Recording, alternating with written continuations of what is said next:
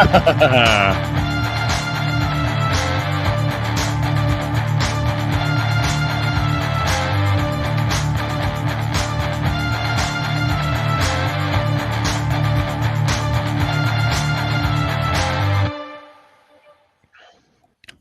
right. Welcome. That's right. You're here to get the fuck out. All right, everyone. Welcome to Masculine Geek number 199. We're one away from 200. This is the live stream AD&D game. That's right. Live stream AD&D game session 35. And without further ado, Mr. Rational DM. The champ is here! Mr. Rational DM, take it away. Oh, boy. Excuse me. Back in the saddle. Okay, so first, Robert, roll me a d4 real quick. Let's get your luck out of the way. That's easier. Well, I call up this wonderful map here. There we were. All right. I don't know if you guys recall what happened the last time, but Rothos's life was hanging by a thread. Literally and figuratively. Where is the? There it is. Okay. I thought I was resurrected though. You are. I actually had to go. I had to go look up the resurrection rules for everything here. So did I resurrect him, or yes? I thought I was going to reanimate him. No, you couldn't do that because you have. By the way. Somebody needs to write this down just so you have them for future reference, so I don't have to keep remembering them. But you did get quite the haul when you, in fact, I wouldn't even known it if I hadn't gone back and looked at it. But when you guys defeated Icar in the surface level, you guys remember the Medusa's lair when you finished off the Medusa? Yes. I remember I got a... Right. And you have by the way, Blodgett still has that feather in his cap. Just saying. And quite a large black sword. Pretty much everything else okay. Here we go. All right. So this is what you got in the hall, minus the resurrection scroll, which you used in the last game. But somebody should write this down. I don't know who. I'll take some notes here. All right. Here we go. So you did end up getting. Okay. So there was the treasure was 2,000 gold pieces, most of which you had to leave simply because it's too heavy. There was 10 matched pieces of jet worth 100 gold pieces each, which Blodgett pocketed with no one seeing. Let's see. Oh, there were also some matched silver and black opal bracelets. Those are worth 200 gold pieces each. Only Blodgett knows the actual value of those. Let's see. What else did you have? Let's. Oh, okay. Here we are. Okay. Here's the important part. You have a potion of undead control. Okay. You remember that. A potion of undead control. You can identify that later on if you'd like. So you can actually just go look up the spell if you'd like, Gray, whenever you're when you have some downtime. You have a potion of diminution, which of course makes you teeny tiny. Drink me and grow small. A cleric scroll with. These are the scrolls. Here we go. Somebody write that down. Yeah, this is the important part. You have Wind Walk. Wind Walk. Wrote that down. Now, just because you have these does not necessarily mean you can cast these with 100% certainty, like as you found out, because some of these are above your level. Yeah. So Wind Walk, Cure Light Wounds. Got that written down. Okay. Feign Death. Got that. Cure Serious Wounds. We don't have to feign death. We're all got that. Yeah, you're pretty good at just actually. Well, Rothos is.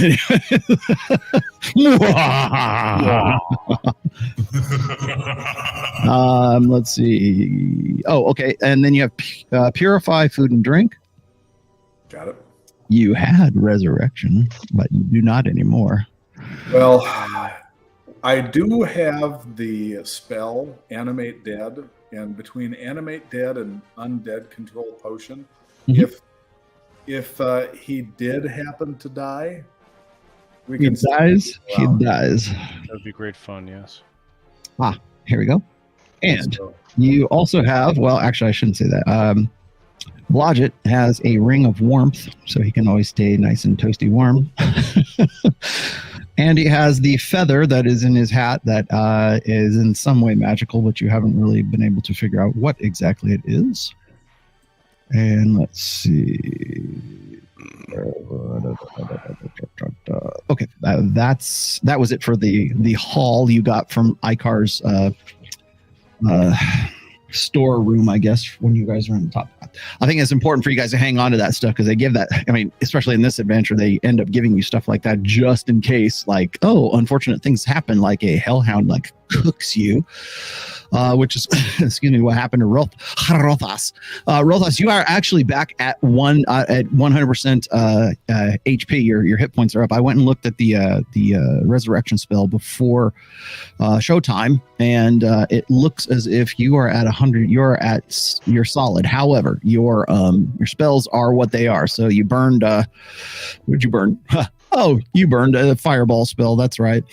And let's see, whatever spells you guys have burned up to this point, Ray, you are exhausted from having to cast a 10-minute spell of resurrection over Hrothas.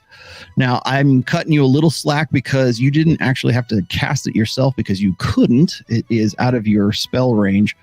But since it was on a scroll and you read it from the scroll, I'm just going to say you are fatigued and exhausted and you needed at least an hour to you're not really sure how long you guys have been in here, but you're back in the storeroom, and thus far you have been unmolested this entire time. Rothas is back to feeling pretty good. Now, Grot also, I don't know what your hit point total was, Grot. I was down a little bit. Duncan got really cooked as well. So Duncan, I think you guys just brought him, like, put him on life support with 1 cure light wounds, but he could probably use a cure serious wounds. I have 62 hit points. I'm down to 56. Mm-hmm. So I'm not that bad. Okay, so you're not bad. All right. Aldemar got a little shook up, but Duncan was actually the one who got the hurt the worst. Let's see. What else do we have here? Okay. 5 20-siders to choose. Okay, so Noble, you got Duncan got really. Did you? Oh, did we add him? Let's add. We got to add Noble here. There we go. Yeah, he just showed up. All right, there you go. I just figured because I was late. Yeah, I just going to make me sit in the timeout corner. Did you happen to have a chance to watch any of the last time we were playing? I did not. God okay. Yeah. Duncan got full flamed in the chest from there's a trio of hellhounds at the time. And so the people who got it worse were unfortunately you and Rothas in the last game. But you actually weren't killed, but you were pretty close to dying. Rothas was really cooked almost entirely. Oh, and the other thing, Rothas, one thing I almost forgot, Rothas. We need to actually make sure that your spell book and everything else is still okay. So it's important. And that's possible damage to my spell book. You're engulfed in flames. What are you gonna do? I'm more concerned. You had the Springerly, so that's magic. So that would be. Well, let me see. I don't think it would be a very outside chance. No, you're okay. It was like a metal. No, it's a wand, so it would be. It could be melted. Put it that way. At least that's according to the DM's guide. It could. I'm trying to think what else. Essentially, your robes and everything are a toasty black right now. You did have bracers of defense, though, correct? I mean, I'm trying to remember exactly what you have picked up along the way, because I have your sheet here, but I don't. There it is. I don't have any of the stuff that you've picked up since. There's the Springerly, and then there was that Elven magic book of modification. Yeah. Let me have a look at that. All right, that's all right. And let's see, you had a quarterstaff and you had, unarmed strike. Quarterstaff is, gosh, okay. I guess you're all right. I'm trying to think if there's anything else that would have been cooked on you. I had a bag of sand. All right, let's see if the bag got burned. It turned into a what? Miraculously, your bag of sand is still okay. Trying to think what I'm looking at your sheet right now, just because I wanted to make sure that everything we did all our bookkeeping here real quick, because today's going to get intense really fast. Robert, what'd you roll for luck? Robert Blodgett. 3, he said. Oh, unmute yourself, brother man. There you go. I had it earlier. I'm having some technical issues. All right, so I had 3. So got it. Okay, 3. So you got 3. Good for you. And let's see what else. I think that's it. So, okay. So now we're picking up from here. Gray, you are now recovered, more or less. The blessing that you put on everybody is still in effect technically. So that, I believe that lasts for 6 turns. So that's an hour plus. It might be wearing off in another like 15 or 20 minutes, but still technically your people are blessed. I also looked up that spell too. Duncan, did we recover any hit points at all? Well, yeah, I mean, I can give you. Okay. But you haven't been here that long, so that's why I'm thinking. Yeah, like maybe like 1 or 2. Okay, so. How badly are you hurt? Because I think I still have. I don't want you to waste the spell. You regain 2. Everybody else regains 2 as well from just sitting here. I still have 1 Cure Light Wound spell. I'd rather cast it now and make sure people are up to what they need. Oh, don't waste it. I'm 4 away from being whole. So that's fine. Right. I just wanted to see if I got like 1 or 2 extra. I don't want you to waste a spell or anything. Okay. Thanks, though. All right. So here you guys are. Let's see. Aldemar and Blodgett, I need you guys to roll me a d20 right now. Right meow? Yes, right this second. Tomorrow. And if you get a natural 20, we're going to petition the chat from here on out. All right. What do you say, chat? I got a 16. Okay. Okay. Not a natural D20 this time. It was 18. 18. Okay. Both of you are occasionally, every now and then, while you're sort of sitting around waiting for everybody to sort of catch their breath and just shoot the breeze here, you occasionally get what you think is you're hearing faint screaming sounds or yelling sounds. I'm still hearing the screaming. Then it's so faint you can almost think that it might be in your head, especially you, Aldemar, since ever since the resurrection spell was cast on Rothas, you have been having what you think are like just little tiny hints of whispers in your head, and you're not really sure if it's just you being nervous or maybe it's screaming or something else, but only you are aware of that. So I'm hearing a very faint scream. Yes. And so are you, Blodgett. Any idea is Blodgett kind of giving off any kind of facial expressions that he is hearing it too?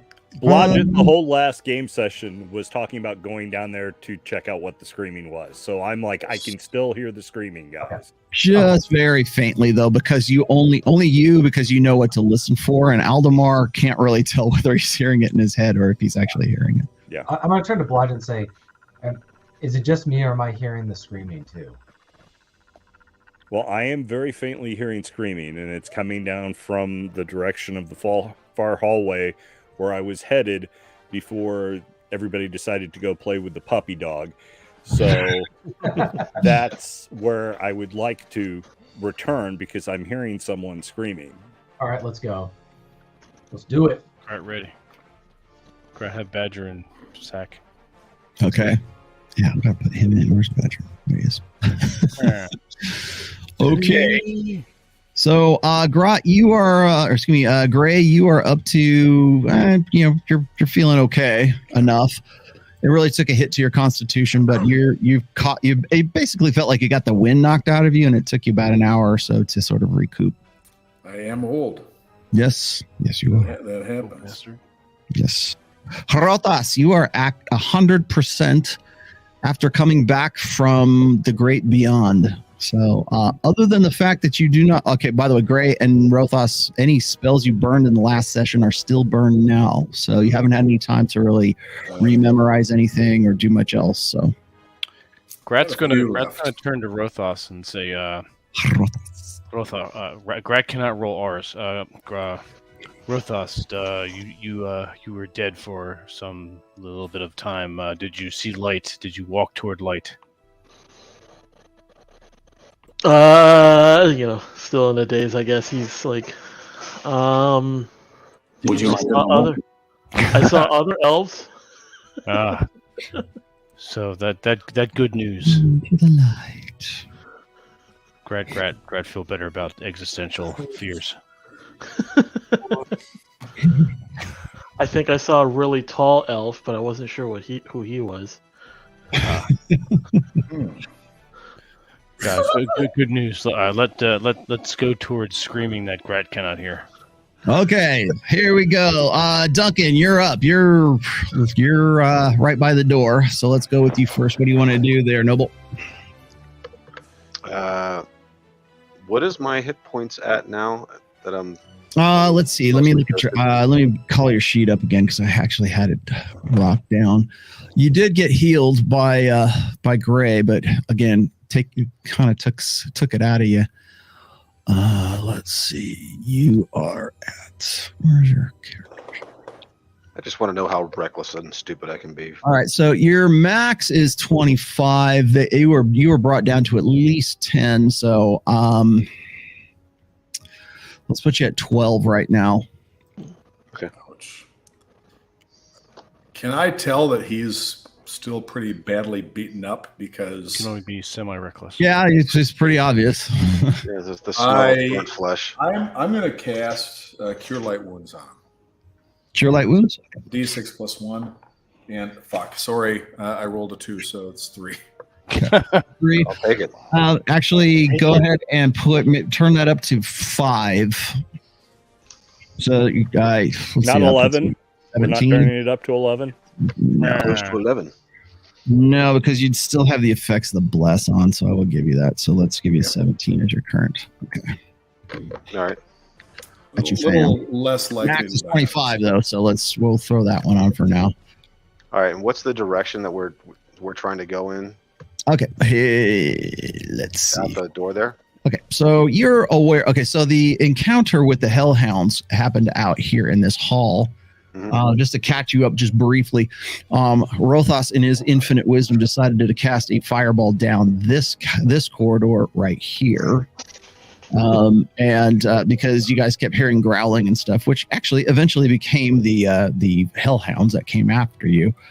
And then, of course, when they came up at you, Rothos got hit with a full breath weapon, and you got hit with a full breath weapon. So that's why Rothos was pretty much out of action for that entire encounter.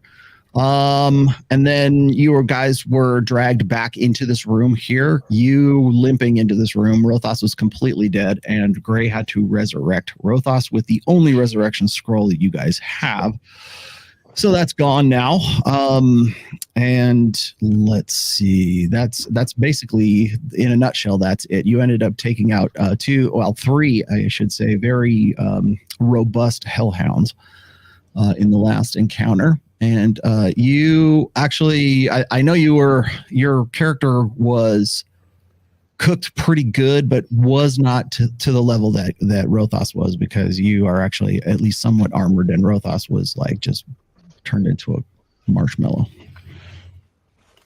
Okay. Anyway, have we explored the rest of this long room? story short, the down here towards this area down here is where the screaming was emanating from, was this door here.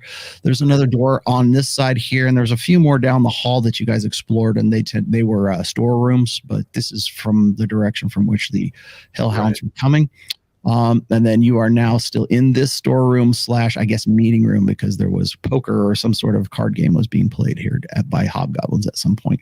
But this has been, at least for the time being, a safe place for you guys to sort of hide out. Okay. Thank you. So it sounds like the consensus is we're going to check out the door to the south that has screaming voices. So I guess the first thing to do is to kind of poke my head out the door that we're there and make sure that there's nothing in the hallway. And there is nothing in the hallway. However, you do see the bodies of the Hellhounds over in this direction over here. still laying in the hall. So nothing has really touched those in the last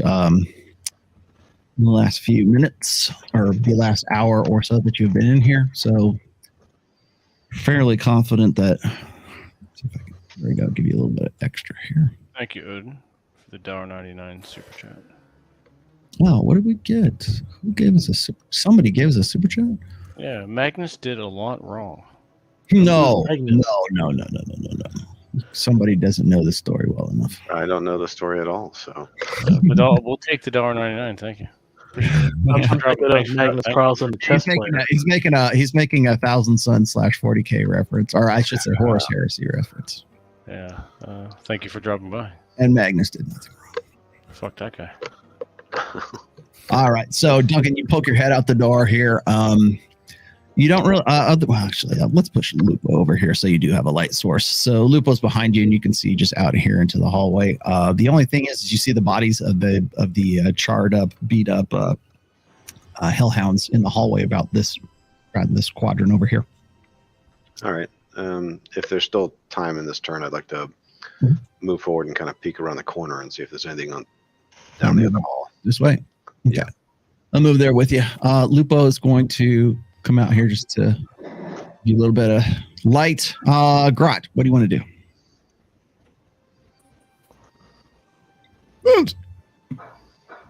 Speak, Vince. Fucking talking into a dead mic. All right, so my infravision will be disrupted by the light. That's fine. I will go ahead of. I'll bring up the. I'll be adjacent to Duncan and walk abreast down the hallway, and with my sword drawn and Benny in the sack. Okay. Benny in the sack. Benny in the sack. I like it a lot. Okay, Lupo's out here. Let's go with Blodgett. You're next. All right. I will ask Rothas if he is aware of any magical properties or values that the teeth or hair or paws from a hellhound might have, either as spell components or perhaps to sell off at a later date to a collector. So keep that in mind if anyone wants to take advantage of that. If you want to turn lemons into lemonade. Yeah. So might be good for Rothos to take that. We should pull their teeth, cut out their paws, so we can remove the claws later on. Somebody might have some use for it. An apothecary, an alchemist. Rothos, yeah. I mean, there might be some properties to, like, say, the teeth, perhaps. A speller. Okay. Or something. Maybe a little bit of fur. Yeah, when we a hellhound fur cloak. You could do that. You decided to skin one right here and here. Okay, so Rothos actually there's a character in D&D with a hellhound pelt. Rothos, it's a possibility, so I'll let you take a chunk of the meat for your badger. Yeah. No, I'm going to continue to feed him beef jerky. So, all right, Rothos, what do you want to do? Rothos is going to walk up to the corpses of the hellhounds. Okay. And he's going to inspect their teeth and claws and see if he can recover any of them. Well, strangely enough, one of the hellhound's eyes and face is still just slightly glowing. Oh, shit. But it doesn't look like eyes. It looks like perhaps a fading light spell that was cast on it at some point. Oh, that's right. I kind of hold my hand over the eyes to see like if it's responding at all. All three of them are very much dead, courtesy of Grot. So I'm gonna grab, I don't know, half a dozen claws, half a dozen teeth. So it's going to take you a little while to do that. How many do you want to pull? Half a dozen, I said, of the teeth, and then half a dozen claws, I guess. Okay. Okay. So you're about busy doing that. Gray, what do you want to do? What is Lupo's demeanor like? I'm still concerned about his behavior. He's you can tell he's on edge, but he's not like It doesn't his. You can't see the whites of his eyes. Put it that way. He's kind of just being him. I reassure him that as long as he stays close and does what we tell him, that we'll get out of this alive and back home. Okay. Well, he says, yes, Father. Yes, of course. Aldemar, you're down here. What are you doing, Mr. Ranger? Mr. Ranger Man? Mr. Ranger Man? He's a ranger. I'm heading out of the room. Okay. Blodgett, I take it you're going to, right? Yeah. Say Blodgett, hurry up. All right. Here's where your positioning is. Lewis. Okay. Rothos is trying to extract teeth. You managed to pull just about, let's say 6. That's fine. And it's going to take you, it'll take about a minute to do so. So let's go with Duncan again. Where do you want to go, Duncan? I presume you continue here. Yeah, I'm just going to keep heading towards the door, but with all due caution. And that puts you around here. You kind of sidestep where the hellhounds' bodies are. Grot. I will continue to walk around, following the same line as Duncan next to him. And as I'm doing so, I'm trying to be as quiet as I possibly can. Do I hear the screaming that the rest of the party was saying was coming from down this corridor? Roll me a d20. 10. No, you don't hear anything right now.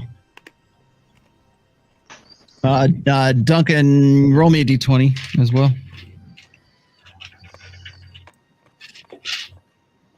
2. You do not hear anything. Okay, let's push up to Eldemar. What are you doing? I'm heading over to where Grot is. Yep. Budget. Yes. I will move on down the hallway. I figured as much. Gray, I suppose you're coming along for the ride too? I'm just going to move along that way and tell Lupo to stay close. Stay with the party. Rothos, you have all of your teeth and claws now. It took a little while and everybody's kind of pushed past you, but it seems like you've got them pocketed or pouched or however you're going to carry them. Uh-huh. So what do you want to do? I'm going to follow through. Any place you want to go? You want to go behind Grat? Where do you want to go? I need marching orders. I'll stay behind Lupo and Gray. Okay. Aldemar, I'm just going to push you up here real quick. Blodgett, I presume you're going to squeeze over here, Yes. here. And as we move along, Duncan, you're next. What do you want to do? Keep walking down towards till I reach the door. Till you reach the door. Okay. All right. You get to within about 20 feet of the door, and you most definitely hear screaming of some sort coming from behind the door, and it's choked off and it stops. Oh, shit. Okay. It kind of stops you in your tracks like, whoa, wait a minute. Grot, I presume you're coming down with him? Yeah, I watch as he marches purposely towards the door and then stops abruptly as if he heard something. So, what happened? What here? Okay. You hear it now too. You don't have to ask him. Okay. You heard So it? I hear the screams. Some kind of like real somebody's in a lot of pain in the gurgling finality. Roll me a d20, Duncan. Roll me a d20. D20. Okay. 19. 15. 19. Duncan, I don't even have to roll for that. You hear multiple voices screaming. It's not just one. Oh, Okay. shit. So I'm going to relay this information to the rest of the group. Okay. Tell everybody that I'm hearing multiple people screaming behind this door. Well, they might help you with that. Aldemar, where do you want to go? I'm going to continue going down to where Grot Right. is. Okay, Aldemar, Duncan tells you there. He's all Grot too. So tells you here. He hears screaming. Blodgett, I presume you're coming along pace. Yes, most certainly. Tell me if this is okay. Is that where you want? Yeah, if I can, close to the ranger. You roll me a d20 as well right now. Certainly. 13. 13. You hear it as well. You hear screaming. You can't really tell if it's one or many, but Duncan can definitely tell that there's more than one. Okay. Gray, I presume you want to be down here. I'm going to stay close with them. Can I hear the screaming yet, or am I just following? Yes, you can. As soon as you get to right about here, you can. Roll me a d20, though. Okay, shit. Fuck. 5. Okay, well, you just hear it's just loud screaming, but Duncan insists that there's more than one voice. Does it sound like Rob's tiefling that we lost earlier? Sarah. Yeah. You wouldn't be able to tell either way. No earthly way of you telling. Rothos, what do you want to do? Oh, Rothos, actually, as soon as you round the corner, you hear these screams coming from down the hallway because you have those elf ears. What do your elf ears hear? What do my elf ears see? What do your elf ears see? Roll me a d20. All right.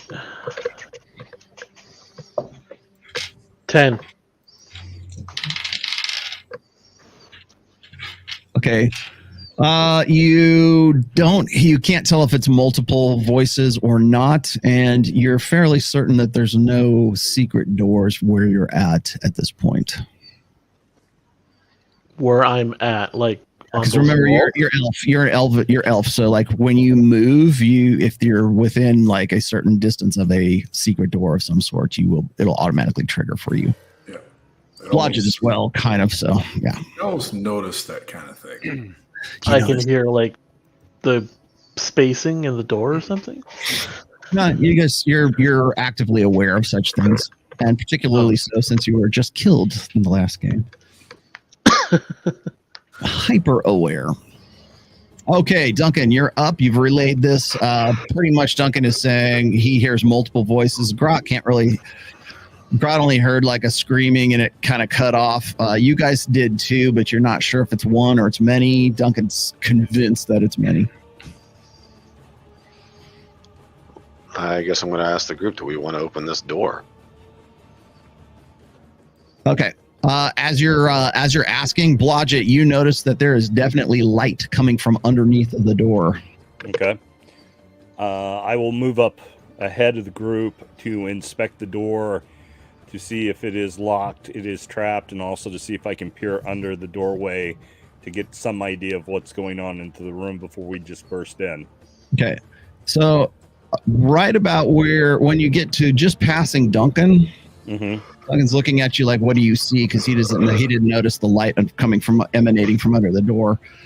And I will point it out to him. Okay, well, everybody turns to look as as you kind of stop. You get to right about within 5 feet of the door, and you hear definitely screaming, pained screaming, like really like somebody's having their face ripped off, kind of screaming. And then as you get to right about here, it stops. All screaming completely dies off the minute you get to within, like, say, 5 feet of the door.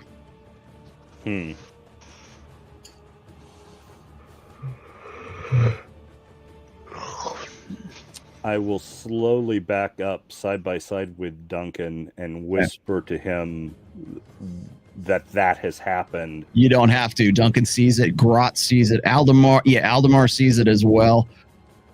Gray's kind of wondering what just happened. Lupo is too, and Rothos is somewhat aware of what's going on. There's something is not right.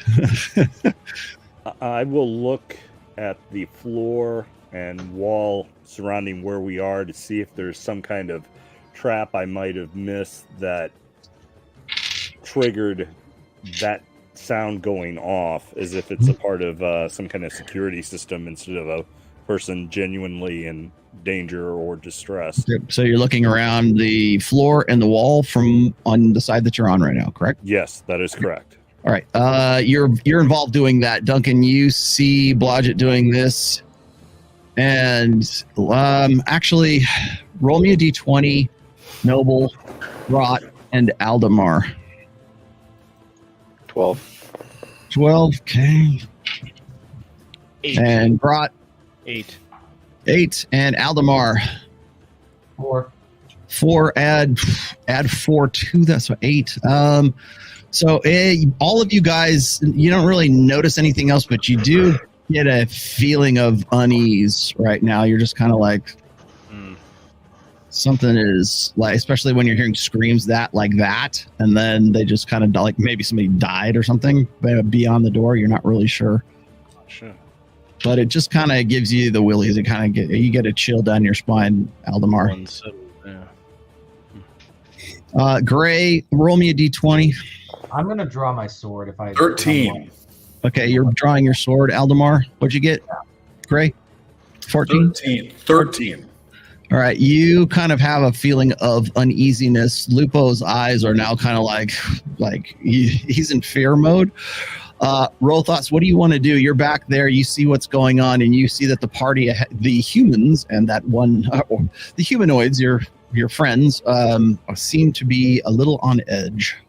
Something has set them off, and you no longer hear any screaming coming from down towards the door. I don't know. I kind of raise my hands, ready to cast a spell.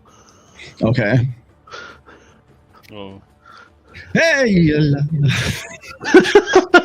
Okay, Logic, roll me a d20. Jazz hands over here. Robert. I am working on Way it. to go. I rolled a 13. Do you want to burn any luck points? Yeah, I'll go on ahead and burn one. All right.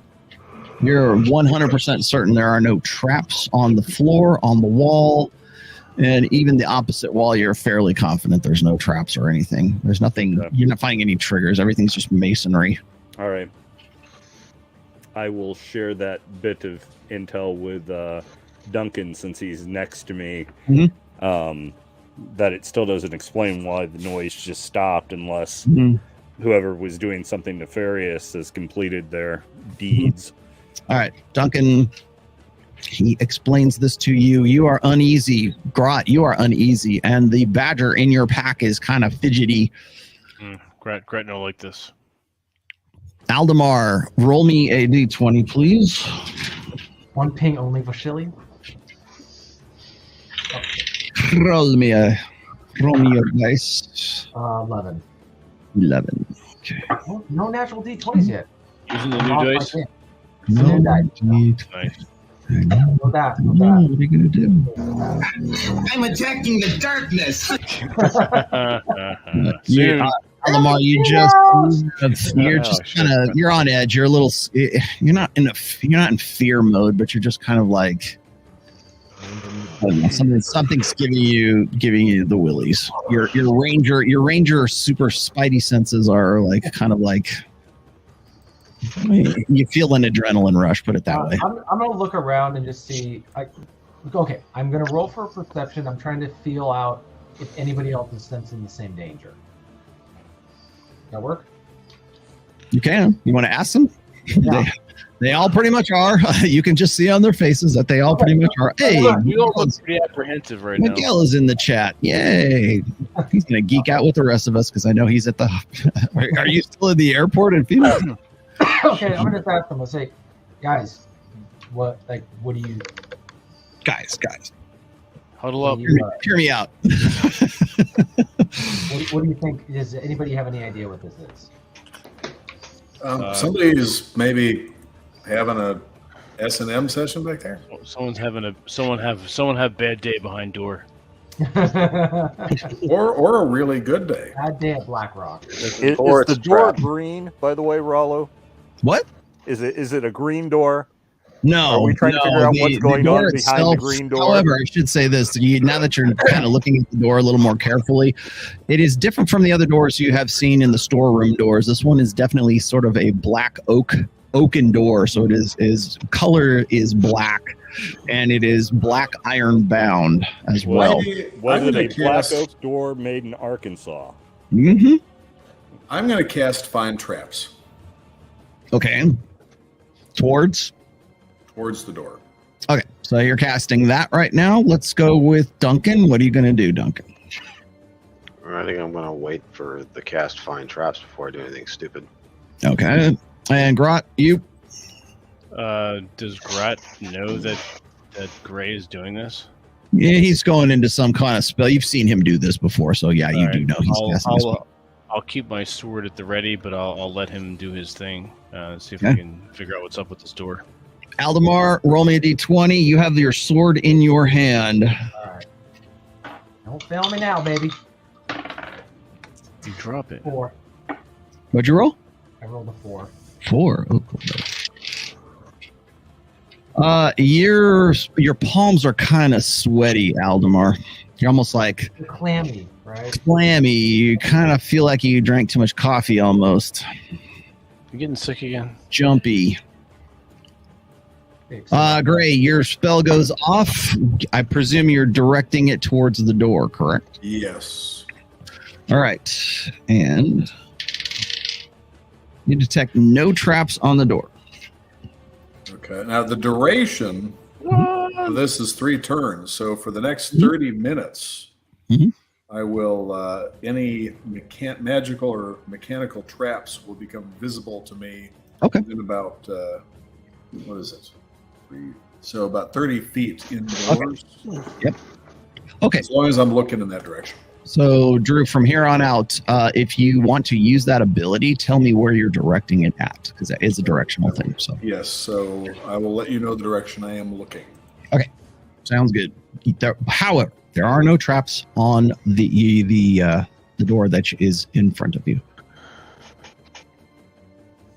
All right. Let's go to Blodgett. All right. Gentlemen, do you think I should try to open the door and take a peek inside? Grat say yes. This hallway getting claustrophobic. Grat All right. don't word. Okay, as Grot says claustrophobic, you hear another really high-pitched scream from behind the door. Blodgett, roll me a d20. Damn. All right. I rolled a 2. A 2. Okay. You smell the faintest smell of what smells like maybe burning meat. Okay. Very faint. No one else does. And only because you're a hobbit and you smell things like that, even with the 2. Okay. All right. But the screaming is really intense for a moment, and then it's dead silent in the hall. They're being branded. Duncan, you hear the same thing. You do not smell anything. Only Blodgett does. And Aldemar, you are... Every time you hear a scream, Aldemar, you get, like, itchy in the palms. Oh.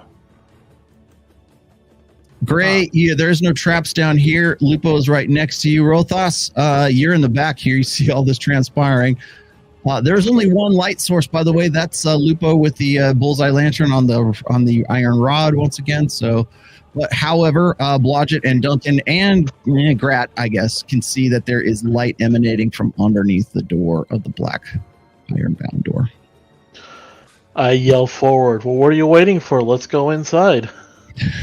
I tell Duncan. Where's that fireball spell I have? I think they're branding the slaves. Oh shit! We better do something. Okay. Blodgett, Blodgett, go. What are you gonna do? You're up front. Do that door. Do I open it slowly? You're about to turn, and Grot was talking to you, and that's when this happened, and now it's dead silent. Okay. I tell Duncan and the group, I think they're branding the slaves. Do I take a peek, or do we want to bust in? Yeah, take quick peek to find out how many monsters there are. All right. We risk losing the element of surprise, but conversely, we hopefully won't walk into a death trap either. So that's what I'll do. I will attempt to stealthily open the door to take a peek inside to get an idea of what we're walking into. Okay. So, for Blodgett's eyes only, you you open the door, and it opens inwards, by the way. Okay. That's kind of good, I guess. Yeah. And just to let you know, Some vision. what do your hobbit eyes see?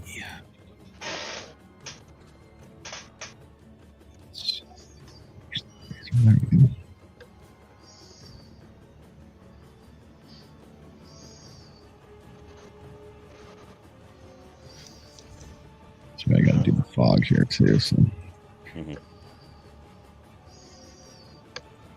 Okay, you look in. It's a much wider room, and there is a staircase of some sorts that you can see that's right in front of you. Now, how much do you open the door before I give you all of this? Stairs go down. Where do the stairs go? They go down. It appears to be some kind of landing where you're at right here, but there is you can see at least the first 3 steps. It is very brightly lit behind, as if there are torches or lanterns or some sort of fire source is in this room. It is very bright, but since you are only peeking in at this point, you can see just about here. There's, like I said, there's like a landing of some sort here, and that's about as much as you can make out. All right. What you've poked your head in to see. I back up Duncan, Grot, since they are close to me. I tell them it looks to be at least 40 feet wide. Don't know how far it goes in. It goes in quite a ways. I couldn't see. In the middle of it, about 10 feet in, it looks like there's a staircase descending. Mm-hmm. But what's down there, I don't know. You just pushed in to just look to see what's going on in here. Well, also, roll me a d20, and actually, I'll do this. We have high ground. Roll me a d20 for your Bayonet. What do you get, Blodgett? I rolled an 8. You rolled an 8. You definitely smell some sort of burning flesh, burning meat. It could be a cookout. It might be something a little other than that. Barbecue. And you definitely hear sounds, like low-key sounds of like whimpering or misery, or like some people are in pain of something. You don't hear any like really super loud screams, but definitely you hear what sounds like voices coming from inside. There's definitely multiple voices coming from beyond. You can't really tell what the language is, but there's definitely some sort of commotion coming from beyond the door. All right. I will share the fact that they are either cooking meat or more likely branding their suspects or their slaves. So that's what I suspect is being done down there. Or they could just be torturing them with like hot pokers or something. That's possible too. But I have heard of branding slaves, so that's why I suspected that. Okay, Duncan, you're up next. He's relaying this back to everybody in the party. I presume everybody's going through everyone else because you are 10, 20, 30 feet away ish. 40 per Rothos. Duncan, what do you want to do? Well, there's nobody immediately on the other side of the door that Blodgett was able to see, so I'm going to walk in. You're going to push in through the door? Okay. So Blodgett, Duncan is going to push his way through. Okay. And Grot, what are you doing? Grot shake head and watch carnage unfold on Duncan. So, actually, I should put Duncan over here because the door opens this way. All right. And Blodgett, you actually are going to be witness. Just going to yell, okay, everybody out of the pool. And actually, Grot, you can too because the door will open. Aldemar, you see Duncan is going in through the door. What are you going to do? You have sword in hand, my friend. You are very edgy and fidgety. I'm just like, what the hell? So much for stealthy plan. Yeah, so much. What the hell? You're gonna die of something, and I go right in. You're gonna go up. You have to stop where Grot and Blodgett are, but that's fine. You're the character who died. You might as well kill this one. Gray, you're right here. Lupo's actually is going to keep up to give you guys some light. Gray, I presume you're sitting behind there. And you still you do not detect any traps ahead of you, magical or otherwise. Okay. Rolthas, I presume you're taking up the rear? Yep. Take the rear. Is he? Taking it up the rear. Wouldn't be the first time. Whoa. Oh, shit. Gay elves. I'm pulling for you. Elves. Yes, I'm coming up the rear. Whoa. Wow. You're bringing up the rear. Either way, it just doesn't sound good anymore. Never mind. Yeah. There's a Mountain Dew! Not much for that comment. All right, now we get to party. All right, Duncan, this is what you see, and you see it immediately. So let's go and clear out a few things here.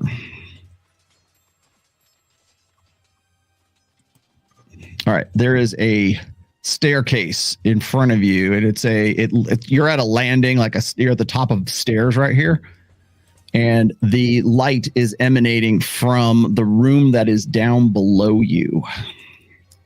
And I am about to show you, where is that? What it looks like. So, Duncan, this is about as far as you get to see from where your position is, but clear this out here for you just a minute. And in this instance, I have a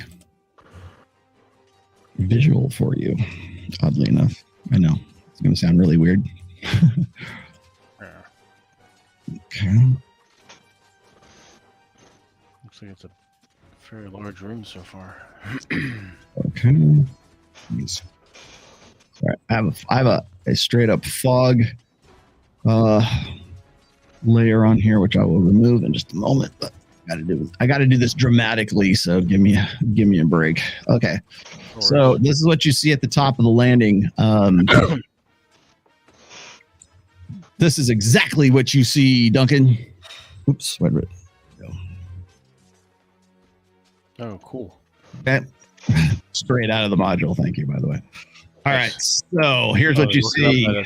Yep. They're looking up at you. And is that a chandelier? Here the screaming comes from beyond this door and the light shines underneath it. We already told you that part. When the door is opened, an enormous pillared room can be seen down below in the stairs down there. In the swaying shadows, room can be seen in the swaying shadows, set dancing by light of a chandelier swinging wildly back and forth. The floor is 10 feet below the landing from where you're at. On the floor opens a set of stairs down below you, so that's the landing. And to either side of the steps are small 5-foot ledges. Those are the ones that are right here and here. Okay. So we better get an eagle eye view here. So those are. I'll put the visual back up here in a second. These are what I'm talking about. Those ledges. Okay. So down below here is when you see this. There you go. All right. Put that back. All right. Cool. Okay, so you've got those ledges, those 5-foot ledges on the sides there, and let's see. Oh, the ceiling rises at least 30 feet above the floor. So this is a big vaulted chamber here. Okay, plenty of room for fireballs. It appears to be a torture. Oh, darn it! This appears to be a torture chamber. For about the room can be seen racks, hanging cages, and chains with an Iron Maiden. For Iron Maiden, already. Fire pits and braziers, and the occupants standing amongst these implements of torture are many goblins. On all sides of the room can also be seen archways, some leading to alcoves, while others are walled up. Suddenly, that's what were you going to say, Drew? Can I see any of this? No, not yet. Okay. I mean, well, you can see just maybe over the shoulder. Well, over the shoulder of Aldemar, you can see just down into the area over here. Let's see that. So that is what Duncan sees as he comes. And by the way, it doesn't appear, Duncan, that they seem to notice you just yet. The only thing that is sort of disconcerting is there are braziers and there's some sort of light source in here, and then there is a chandelier that is wildly swinging back and forth at the top of right around this area right here. And so they no one seems to have noticed you. You don't think anybody has noticed you yet. And that's what you see as you sort of move into this landing. Blodgett, you are right here. What do you want to do? I guess I will move in as well and head over to one of the edges. Which side? I'm assuming with my move rate, I might be able to make it to the one opposite of where Duncan is. Over here or here? On that side, but back toward the corner more. Okay. Works for me. Garot, you see all of this in front of you, and the chandelier is swinging back and forth. There seems to be the goblins that are down at the bottom of this. Actually, I should just probably blow this down a little bit so you guys can see it. Oops, not you. Hold on a second. There we go. Made this a little bigger than I should have. Hang on. Whoa. So that's what you see at the. Can I There you go. just a quick, as I'm looking in, can I tell how many there are roughly? There's dozens. You can't really tell exactly how many. There might be more because you can't see the entire. Like, this is what you can see of the room right here. All right. I tell Benny to stay low in the sack, and I'm going to move forward to the top of the stairs next to Duncan. Okay. And have my sword drawn. Like right there. Yeah. Okay. Okay. And I yell over my shoulder, a little help over here. Aldemar, you see pretty much the same thing from over as Grot moves in. And roll me a d20, Aldemar. All right, roll a d20. Come on, baby. No, I rolled a 3. God. You rolled a 3. These guys are not lucky. Aldemar, you black out for a minute. And then you find yourself right about here. And you've got your sword in hand, and you're kind of shaking your sword like looking around. Grot, you see Aldemar comes up from behind you, and you see him kind of like, God, he's like this. And then now TJ, you're back in control of Aldemar. Lupo will come up to this side. Gray, now you see where'd it go? You see this in front of you, Gray. So I can see all these torture implements? Yes, you can. There's guys in the racks. There might be more. You can't really tell from your vantage point, but it's a pretty large room down below you. As I keep some of these goblins alive for questions. The wafting scent, the scent of burning flesh wafting up the stairs towards you. What do you do, Gray? Quick. We're on the clock. I'm moving down the stairs towards them, and I say, keep some of them alive for questioning. Okay. We're going to put this stuff to use. Rothas, you're right here. Nobody's listening to you, Gray. Rothas, what do you want to do? You could probably make that out from here. This is what you see. Can I see that? Yes. Now you can. So first off, there's goblins in there. Do I see slaves? Yeah, you think you do. I think there's definitely figures on some tables and some racks and some implements of torture. And most notably, there are 2 iron maidens across the chamber from you that you can barely make out with your elf eyes. You see better than everybody else. I kind of start thinking, and I kind of almost speak out loud. You know, it wouldn't be the worst thing if we just killed everyone down there. Okay, Gray, you hear Rothas whispering exactly is your alignment? His breath behind your neck as all of this goes down. All right. Okay. What's your alignment, Rothas? You have to make sure you're going with your alignment. You're going to take some serious ass penalties, motherfucker. All right. Standing on amongst all the implements of torture are many goblins. You can't make. There's too many to count right now, and you guys remember. This is all happening simultaneously. So here we go. Everything is in real time from now on. All right. Okay. Now, suddenly, the swinging chandelier comes crashing down from the ceiling to smash at the top of the stairs and explodes into flame as oil spills and ignites. So the swinging chandelier hits right about here. Yeah. Give you another. Gee, there we go. This right here and grab that. Hey, let's do it in a nice flaming color. And let's see, right about this area, my 10-foot one. And what the hell? What should we do here? Now let's just go down with a little bit of this. There we go. Much better. Okay. Here, right about that, in that space right there. Oh, shit.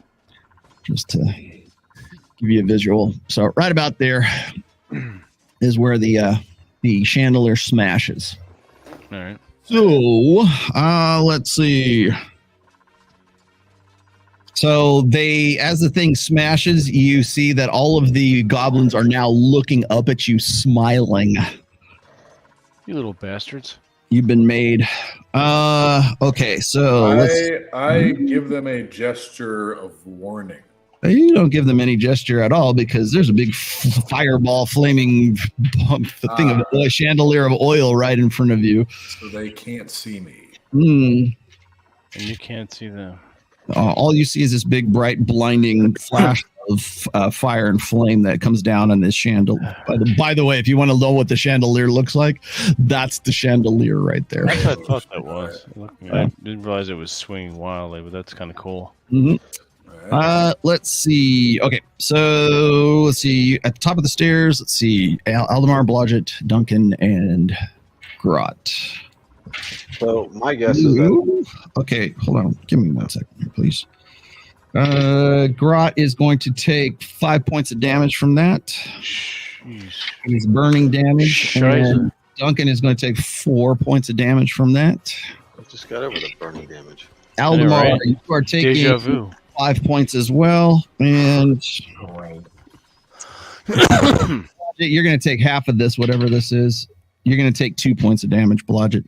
Okay. And Gray, by the way, you are going to take half of 7. I'll round it down. I'll give you 3. 3 points of damage to you, Gray, because you're right there.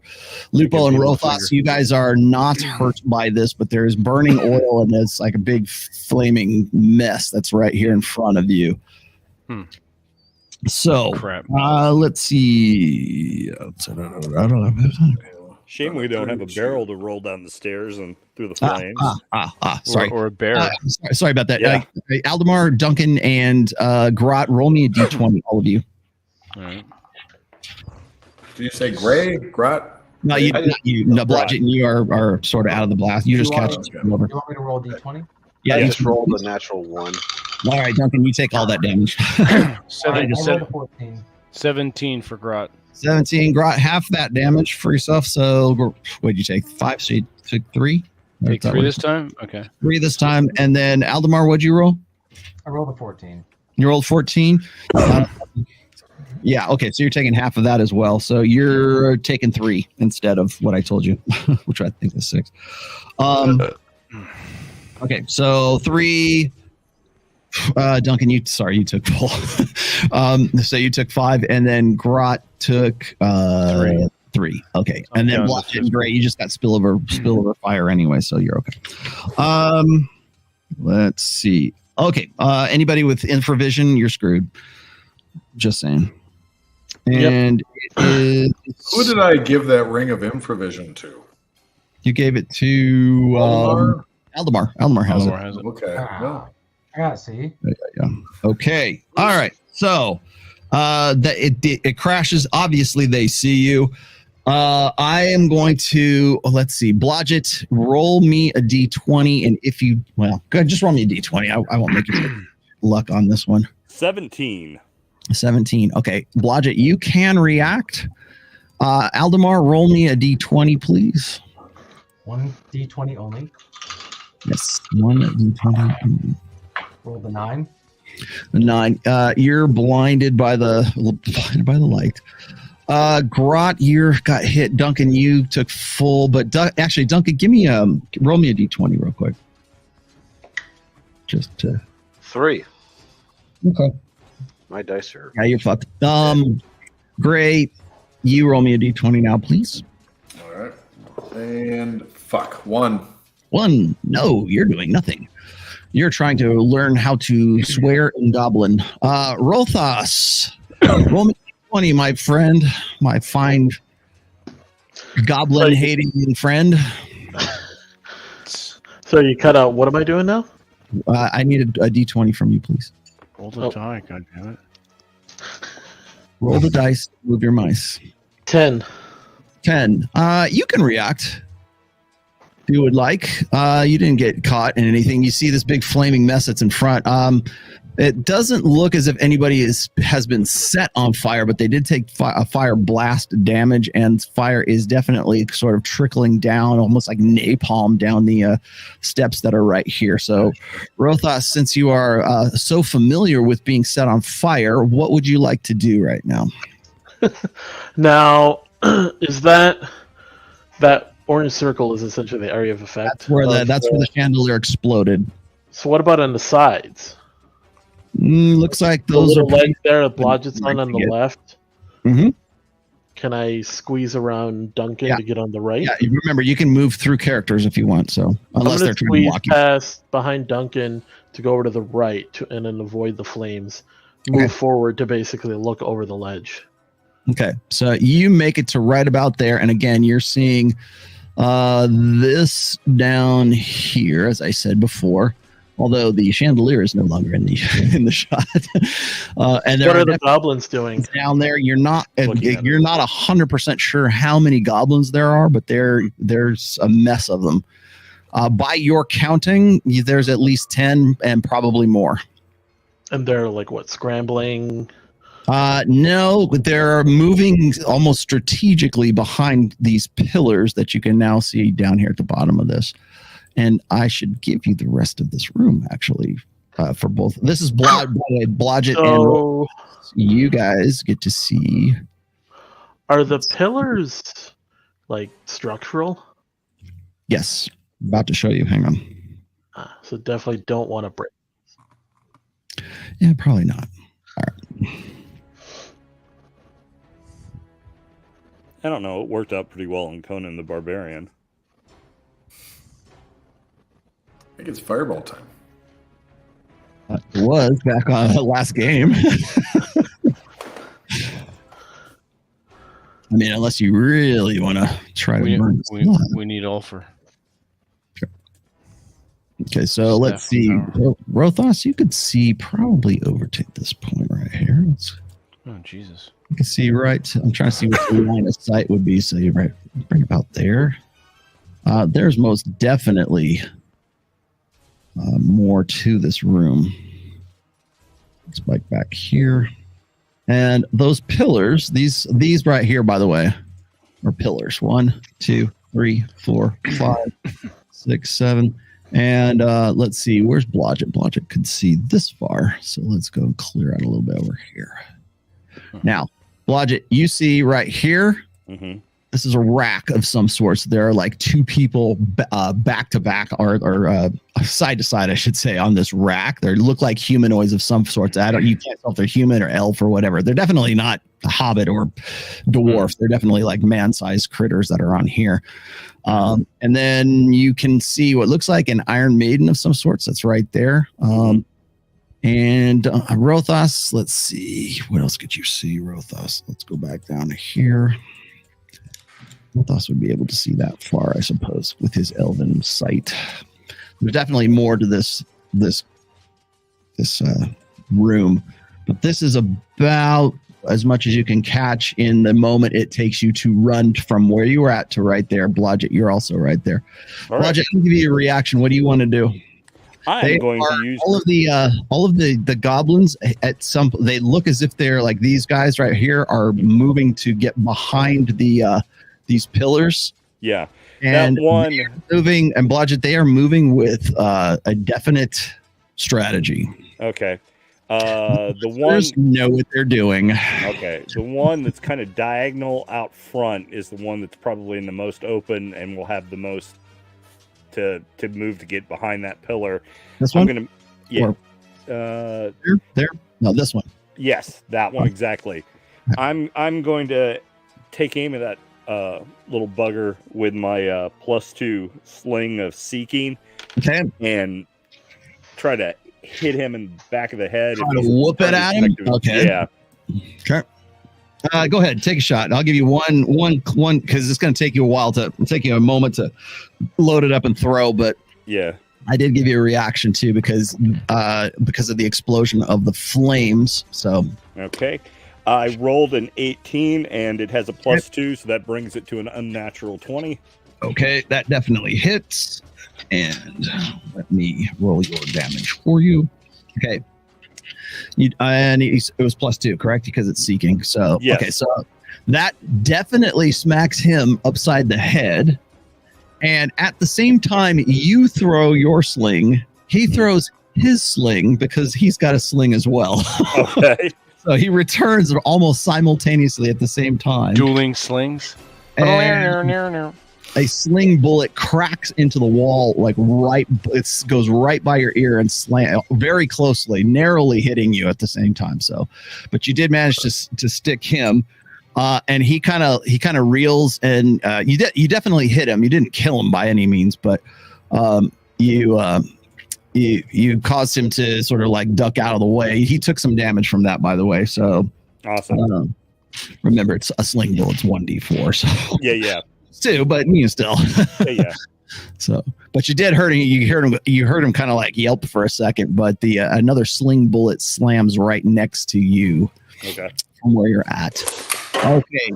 Rothos, you made that move all the way across. Okay, so the flames are right here, and let's see, I gotta move my mice here real quick.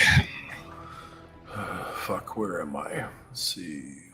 5, 10, 15. Do we roll initiative yet? Not yet. Are each of these squares flames are right there. That's why. 5 feet? Gotcha. Are these 5-foot squares or 10-foot squares? 10-foot squares. Shit, all right. 10, 20, 30, 40, 60. Which is why we can move easily through each other's character section. All Mm-hmm. right. I'm thinking about some spell ranges. Watch out, Drew's doing math.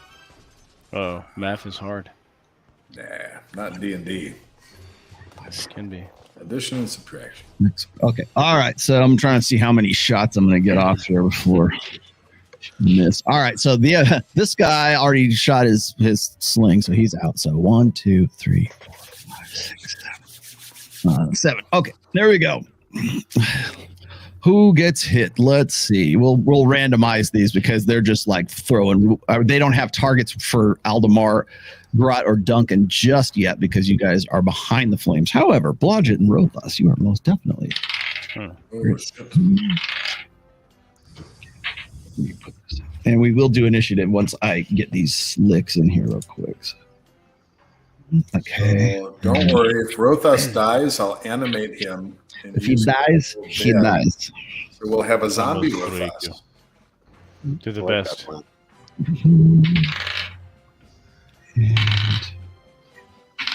Although I did promise Lupo he would get back alive. Or did I say alive or he would get back? You said alive. Okay. If he dies, he dies. So I need- All right, Blodgett, you get hit with 1 and 2. Blodgett, you take 4 points of damage from 2 sling bolts hitting you. And let's see, Aldemar, you take 3 points from 1 sling bullet that randomly hit you. And Rothos, you take the grand total of 1 point of damage from this last remaining sling bullet that hits you as well. I'm in big trouble now.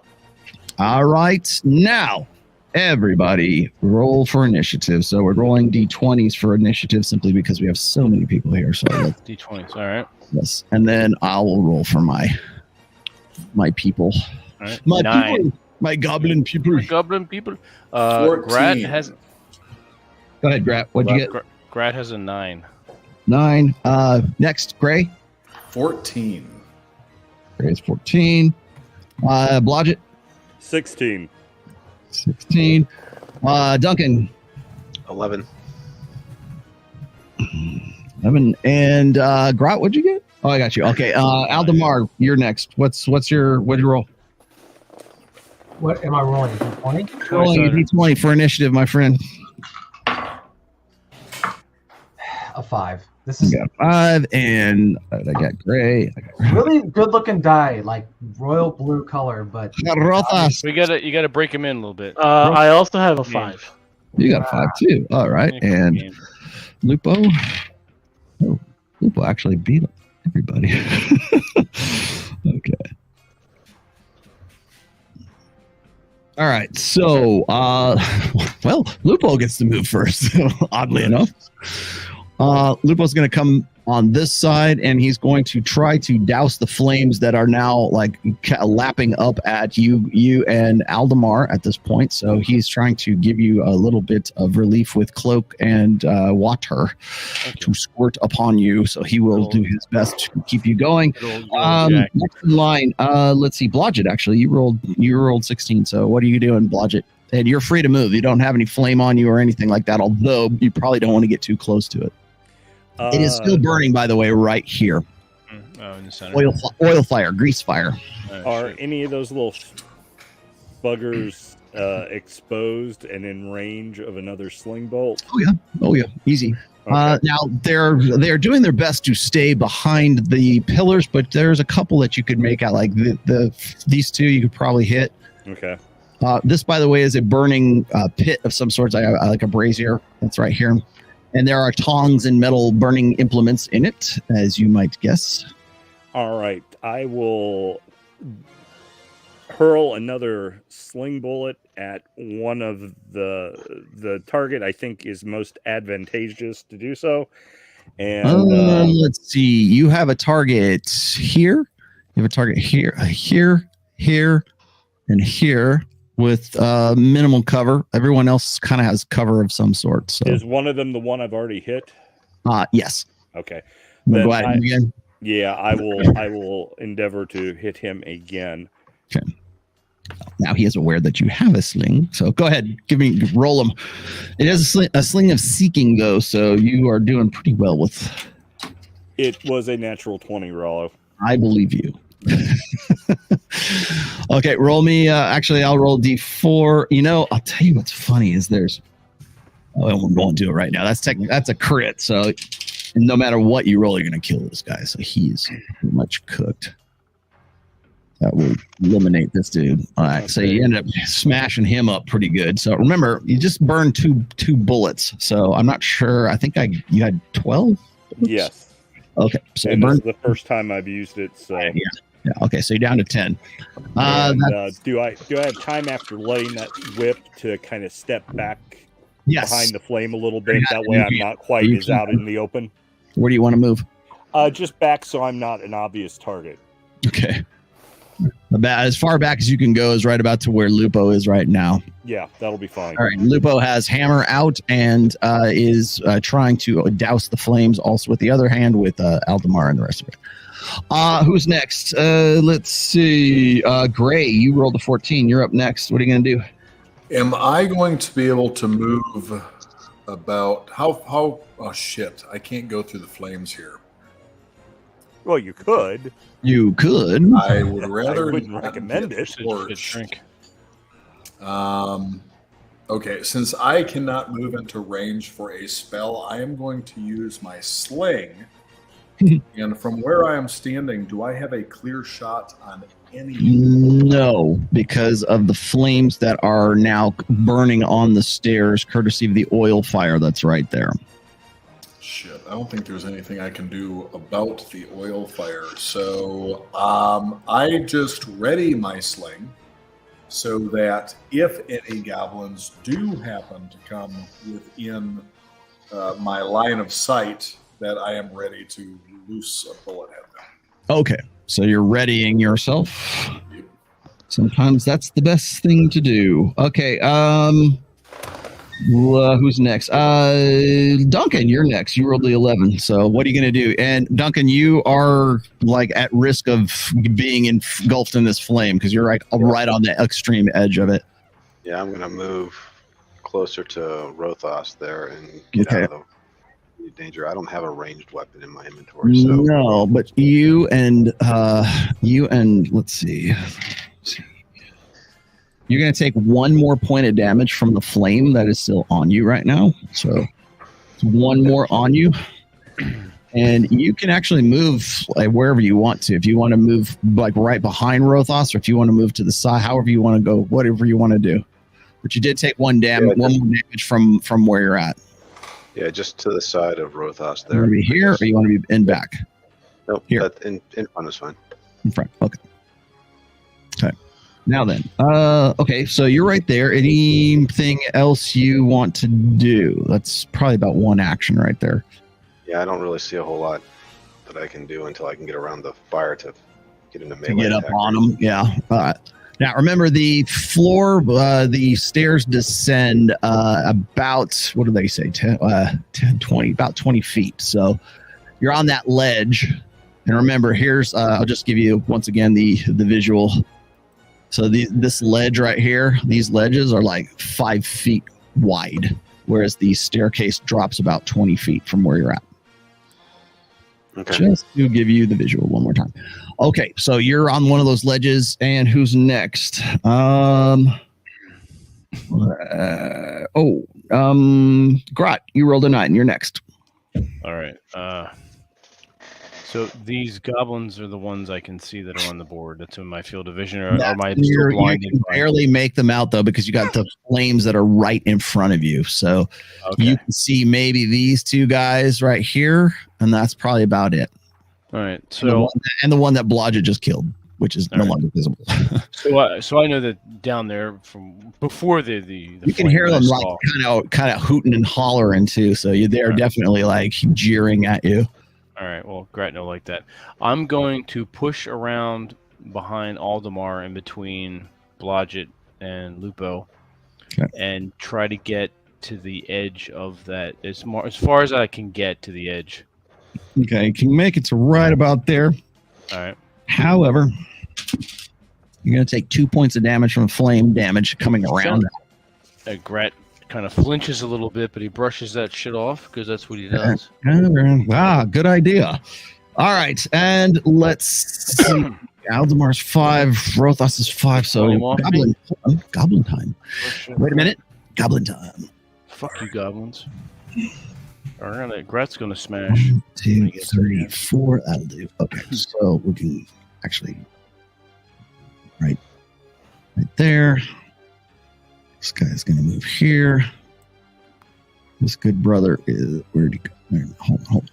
There you are. Okay. This good brother is gonna move up behind him.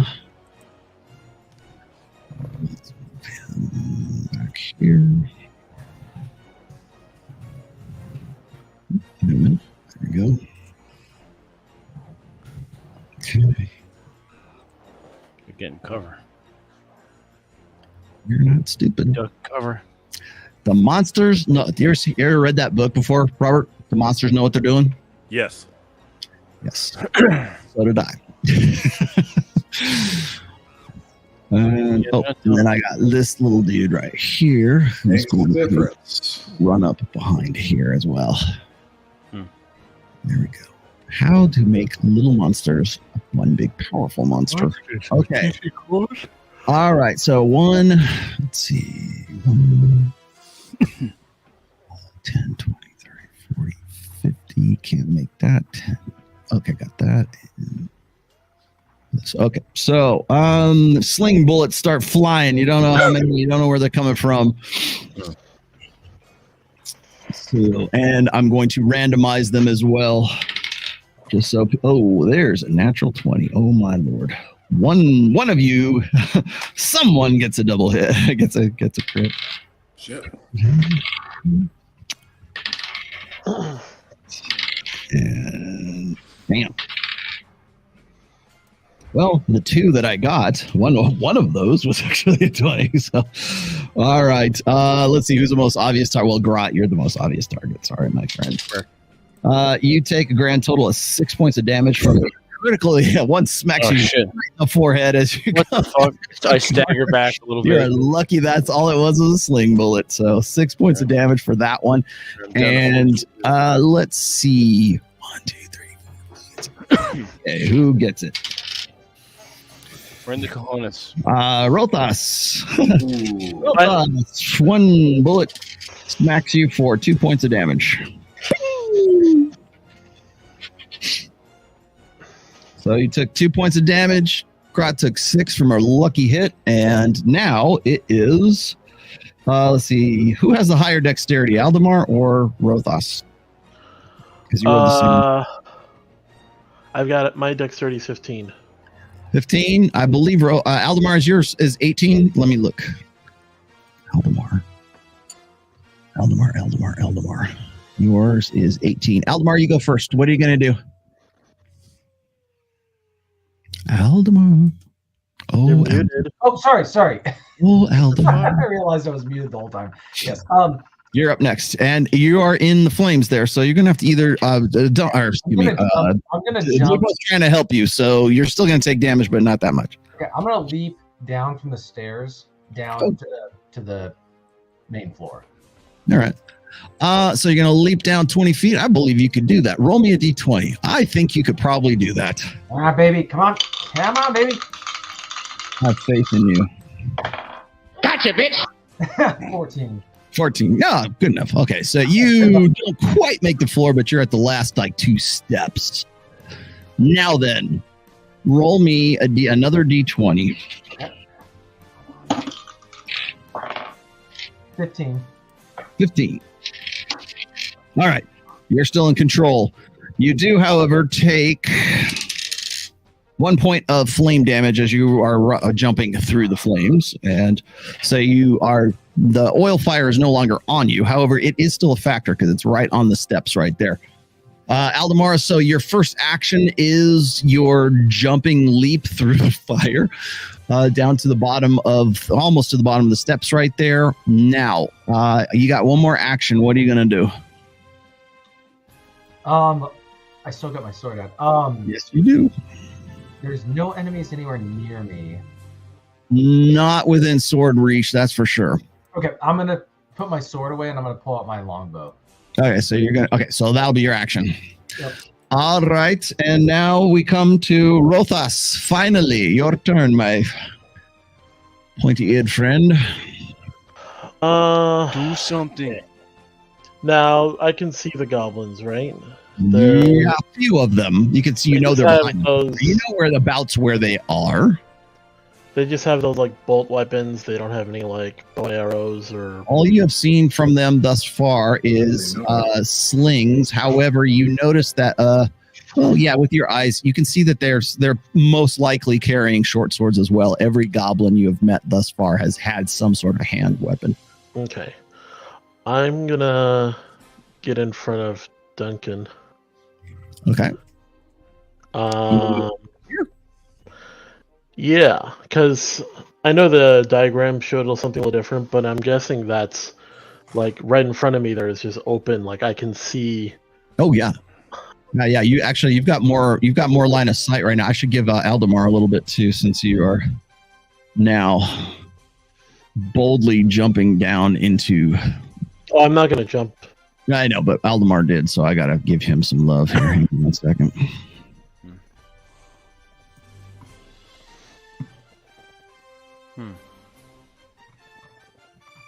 And Aldemar can now see all the way back here. And Aldemar, you also see what look like some sort of alcoves here on the side. You can't really tell exactly what they are, but you can now see the back wall. And as I said, there's another alcove that's along here that you can't see what's in because. Are those things bad guys? Which ones? They're monsters. Yes, they're goblins. You definitely see lots of them.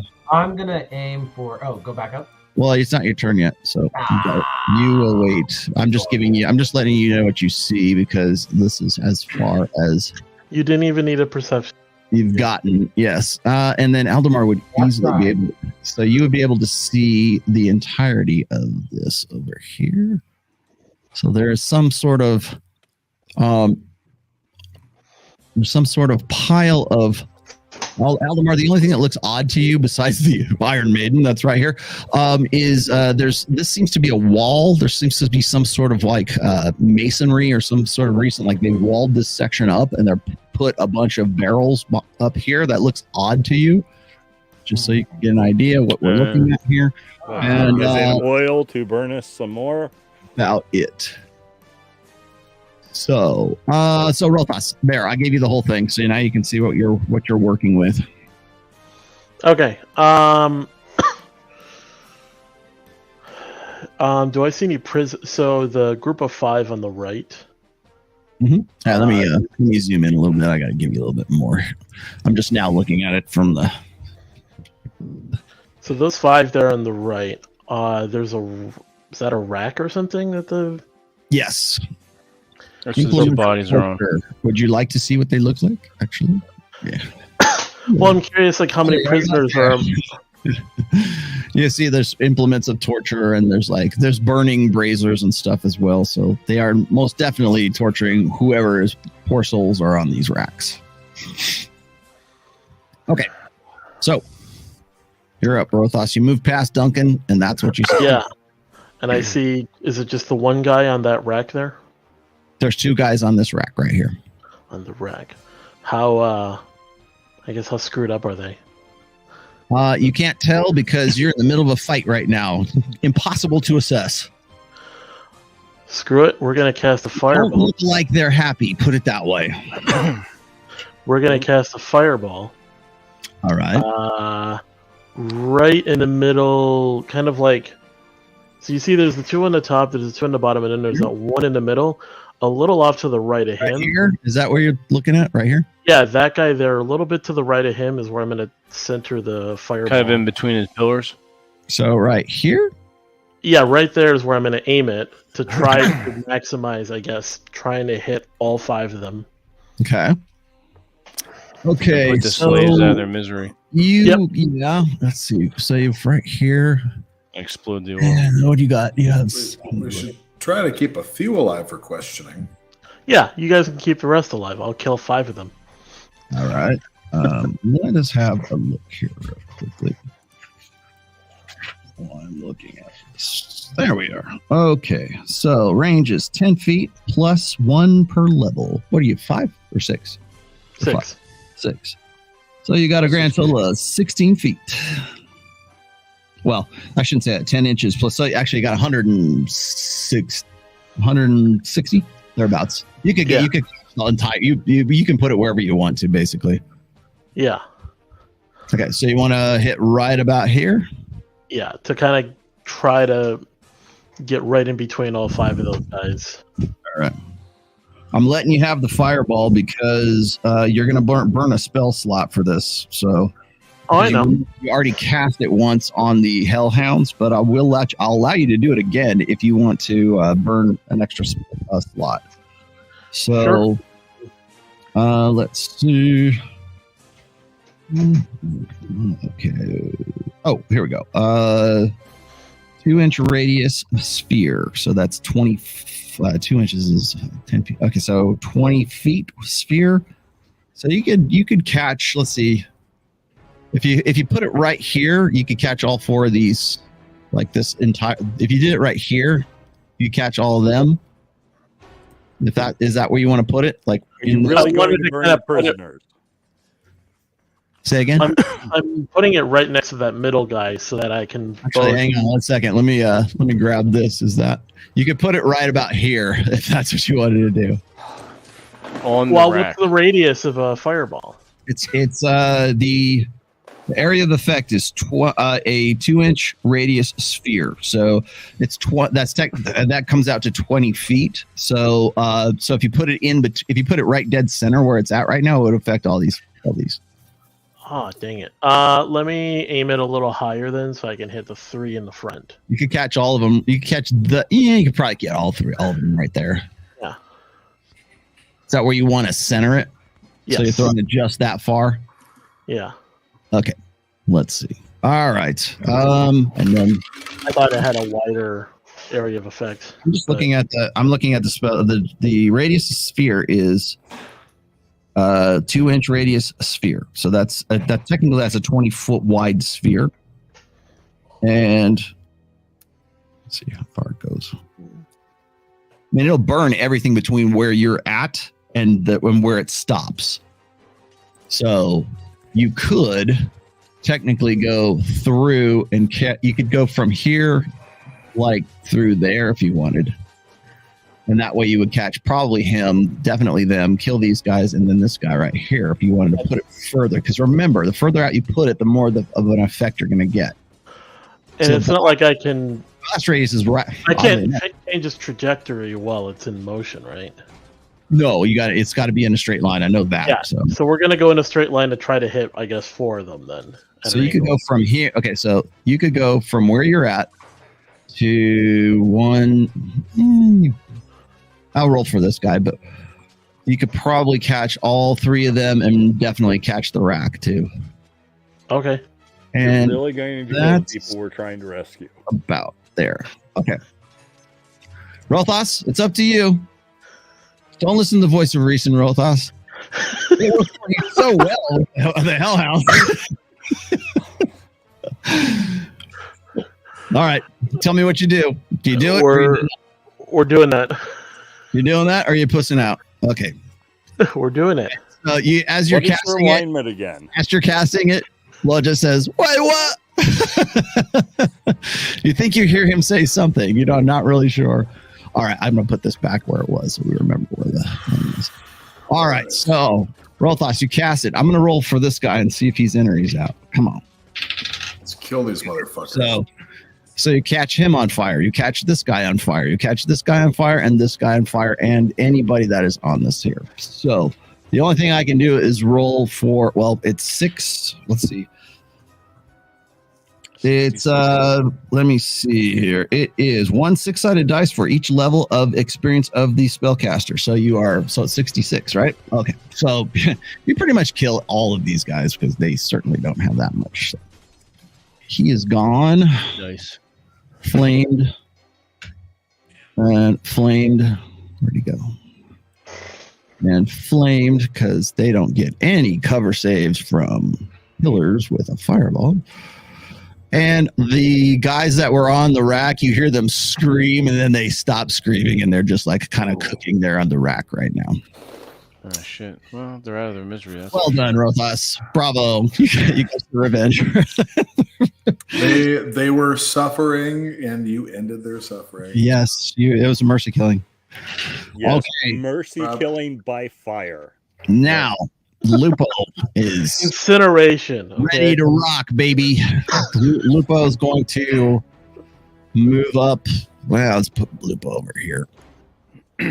Lupo has hammer in hand and bears witness to Rothos's brutal murder of goblins and other people. And you turn around, Duncan, and see Lupo's coming up behind you, and he has a strange smile of satisfaction on his lips. Okay, next is Blodgett. You're up. What are you doing? Besides hiding in the shadows. Trying. Well, besides being a little bit dumbstruck that we killed people we came to rescue, am I able to step around behind Grot and see some potential targets? You want to come to the very edge of the... I don't know that I want to go quite that far because I don't really want to lower you down myself, but I would you like have to toss me. I would like to get to where I could at least see a target, and if that means I have You have plenty of targets. It's a target-rich environment. All right. They are, however, hiding behind the pillars as best they can. They are using the pillars for cover at this point. Okay. And right about now, the flames are guttering out. You don't want to step there because it's still oily and slick, but the flames are now a non-issue for you guys. Okay. Oh, that's cool. Good.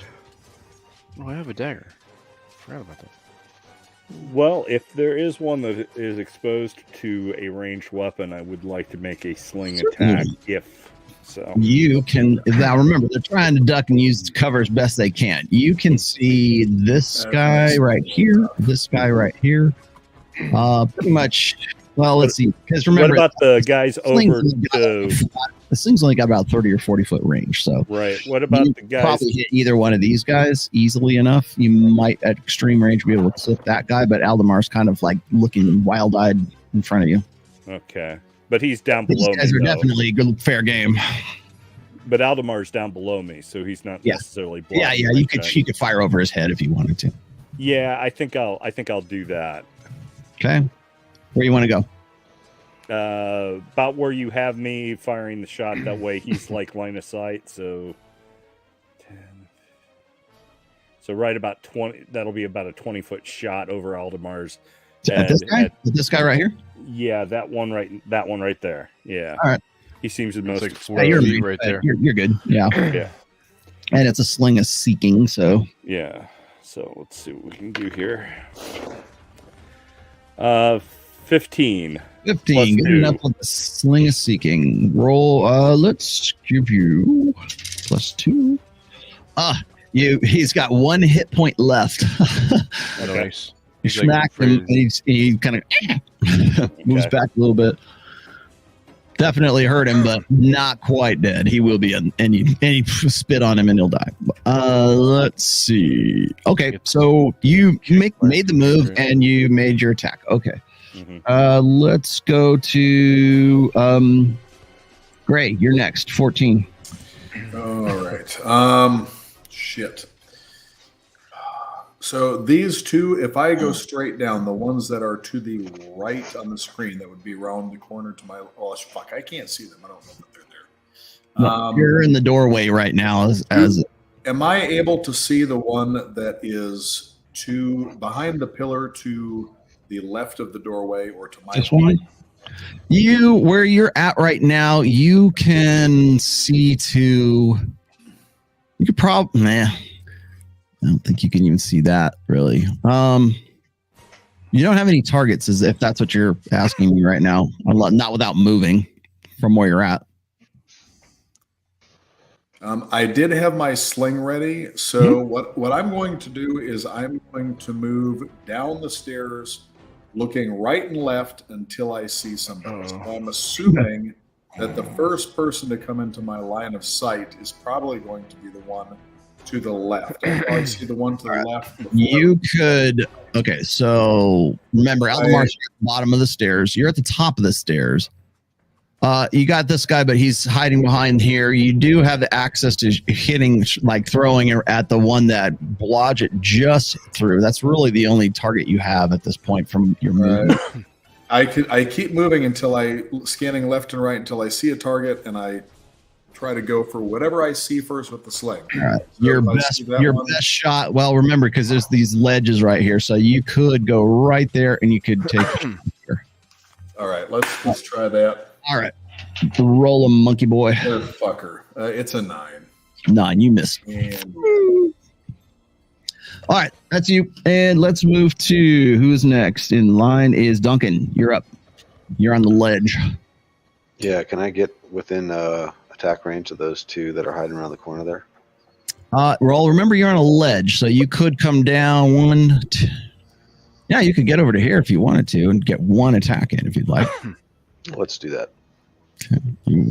So you're gonna come down here. Actually, you're in the right position to do that. So you come down. Let's see. All right. Yeah, you can get to right about there and kill the guy with the 1 hit point left. Let's see if I can pull that off. All right. So what are you using? Are you using? You have a hammer. That's right. You're using the magic hammer. Or what do you want to use? Yeah, I have the light hammer +1. Okay. Give it to him. Spit on him. Sweet. You know what? I just rolled a natural 20. There you go. That's nice. Did not. I just wasted it. You just blew your load. What am I supposed to use? Harsh language. You just swear at him and he dies. Okay. Now, Duncan, as you come by, you notice that there is some kind of body inside of this.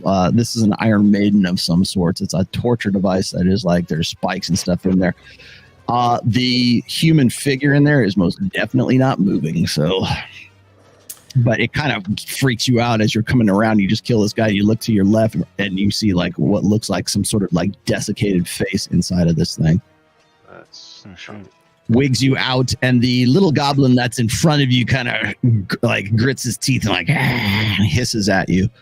Next is Grot. You are next. All right, can I come down off the ledge that is by where Blodgett is, like kind of like shoulder past him, without knocking him off? And just Well, if come you down do the that, ledge? you're going to be dropping 20 feet. All right, I'm not going to do that. I'm going to come along these. I'm going to sidestep onto the stairs next to Gray. Okay. I guess it's a little easier, and then come down that way. Okay. And then I will head towards the two to your left and Grat's right. Here? Yeah, over there. Okay. As far as I can. Maybe even run. Yeah, you're going to, after that jump, you're probably going to be about there. All right, that sounds good. Thank you. All right, and as you do so, you get to see the rest of the room over here on this side. You get a nice view of what is going on over here. And there are alcoves of some sorts full of monsters in this area. You can sort of see what looks like some barrels, barely. And remember, you're just getting glimpses of this as you're running down. Those red things, those are braziers, right? Yeah, those are braziers. Okay. And there are more, look like Iron Maidens. Nice. All right. Something, some kind of sadistic. And that's that thing there is a gibbet, I assume. Bring out the Gimp. Gimp sleeping. Wake up the Gimp. Bring out your dead. Aaron Clary must be in there. Yes, Aaron Clary has entered the chat. Right. So you get to that point right there, and you realize there's more. There are more, little brother. Shit. So my eyes widen in surprise, but I'm intent on taking these assholes. Roll me a d20 real quickly, All right. please, if you would be so kind. 17. There's just 17. $20 laying all over the place. And 20 gold. yes, $20 is $20. That's right.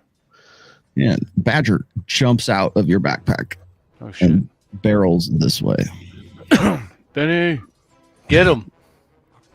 All Benny, right, sick and, ball. let's see. You were number 9, so I got now. Goblins get to have their fun. This goblin is going to run away from you because there's no earthly way it's going to be able to attack you. And this one is going to move over into this alcove. Grab smash. And this one will move right up here. You will move right there. And however, this goblin is brave enough and will come out, Duncan. Duncan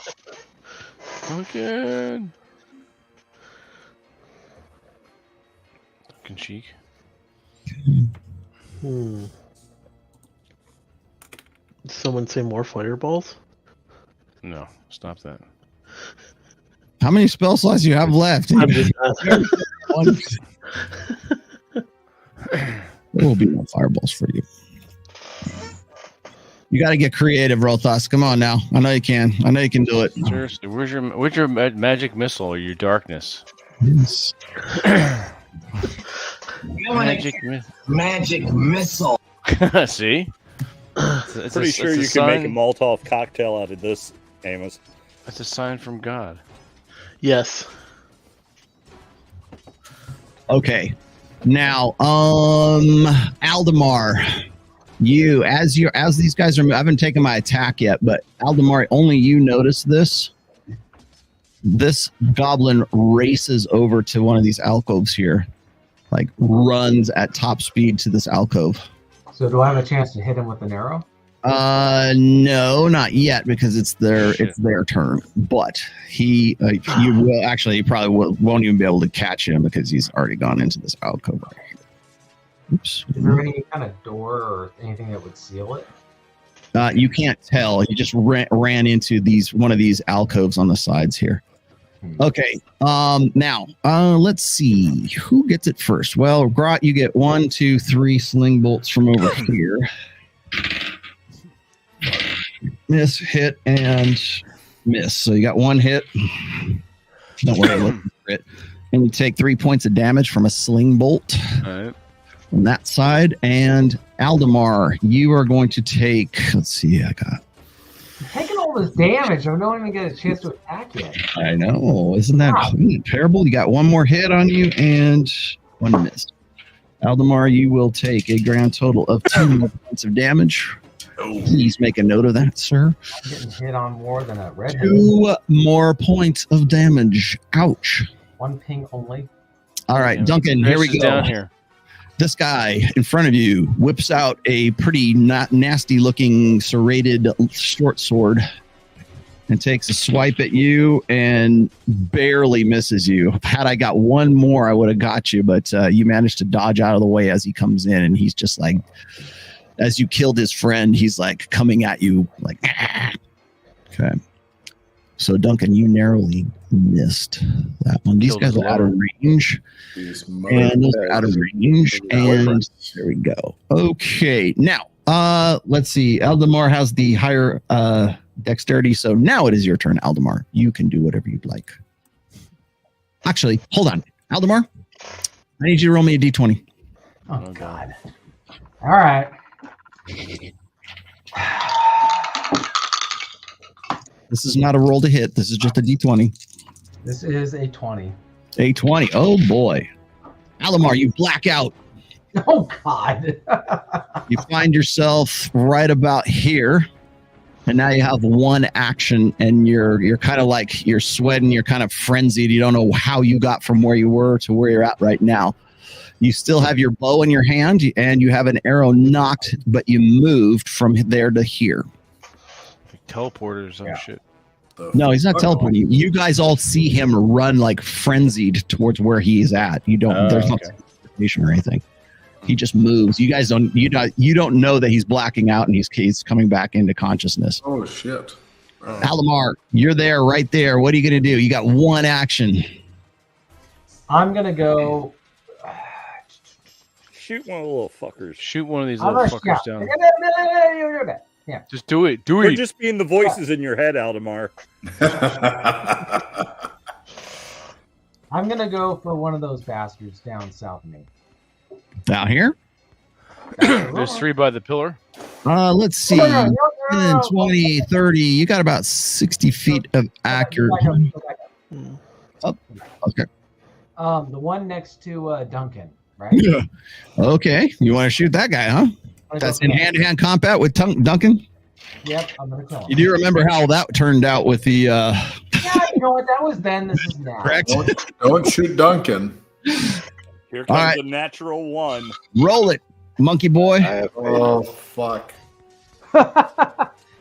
Another 20. Of course you You did. better show that on camera, you son of a bitch. I'm waiting. Okay, from All now right. on, I'm rolling. Hold on. Everybody in the chat, give me a 1 if you think it was actually a natural 20. We have to petition the chat. 2 means he's full of shit. 1 means he's telling the truth. That's At okay. least your dice are doing better that I've now. rolled a 4, a 3, and a whatever. All right. Not great Hold on. on this side. Natural 20. So your natural 20 does 12 points of damage to a critter that only had 6 points to begin with. So As opposed to one of the other ones that Yes. was unwounded. Duncan, you see a arrow fly past you and impales this thing next to you and impales him into the into the Iron Maiden that's right next to you. Nice. And he dies. Stole my kill. It was very close. I'm screaming about the kill steal. That was very, very close. All right. Next up is, last but not least, is Harothas again. Airball. Oh. You shut up with the fireballs, for fuck's sake. Jesus I Christ. didn't say it. Two No, of them Drew's right. over here. Does the Drew's in the badger get an fucking attack? back hasn't done shit. Fireball. I slung a sling bullet. You haven't done shit. Can the Springerly work on living things? No, it won't turn their guts inside out if that's what you're asking me. Yeah. Because I presume that's what you meant. Yeah, the wand of opening. We're not going to go Let's there. See. It just prolapses them. Yeah. Why? It doesn't really kill them, but it gets We're really wasting time. uncomfortable. Let's go. Okay. Stop fucking I'm around. gonna hop down the steps. Axe, don't think. Okay, hop down. Hop down. Which way? Where do you want to go? That- You're about 20 way. feet up. Which Yeah. way? This way? Yeah, All that right. way. Now you're about 10 feet down. You can make that easy. Okay. Okay, You're down and then to I'm the gonna stairs. make my way towards those 3 hiding behind the pillar. The ones over here? Yeah. All How right, far so- are they? You can get to right about there from being up on that ledge. So, I am going to cast Ice Knife. Nice. ice knife. All right. I'm not familiar with ice knife. I'm sorry, were you supposed to be using first edition? stuff? Yes, you are. Okay. I'll let you keep the spell slot mechanics, but actually jumping down from there, there's no way in bloody hell you'll be able to cast a spell on that turn. So No. Oh, Throw a too much dagger. action. yes, Yeah. you're moving way too much. You need concentration. You can move, keep moving if you'd like. Yeah, you got to be about able 10 or to 20 feet, chant and move your hands and. or do you all can the just stay things. there and prep yourself for. Yeah, I'll just sit there and wait. All right. Okay, so There, now do we come nothing. full circle. Here we are. This is melee round number 3, and now something fun happens, children. Uh-oh. From out of these alcoves is one of the best parts of this scenario. What the fuck? Oh, god damn it.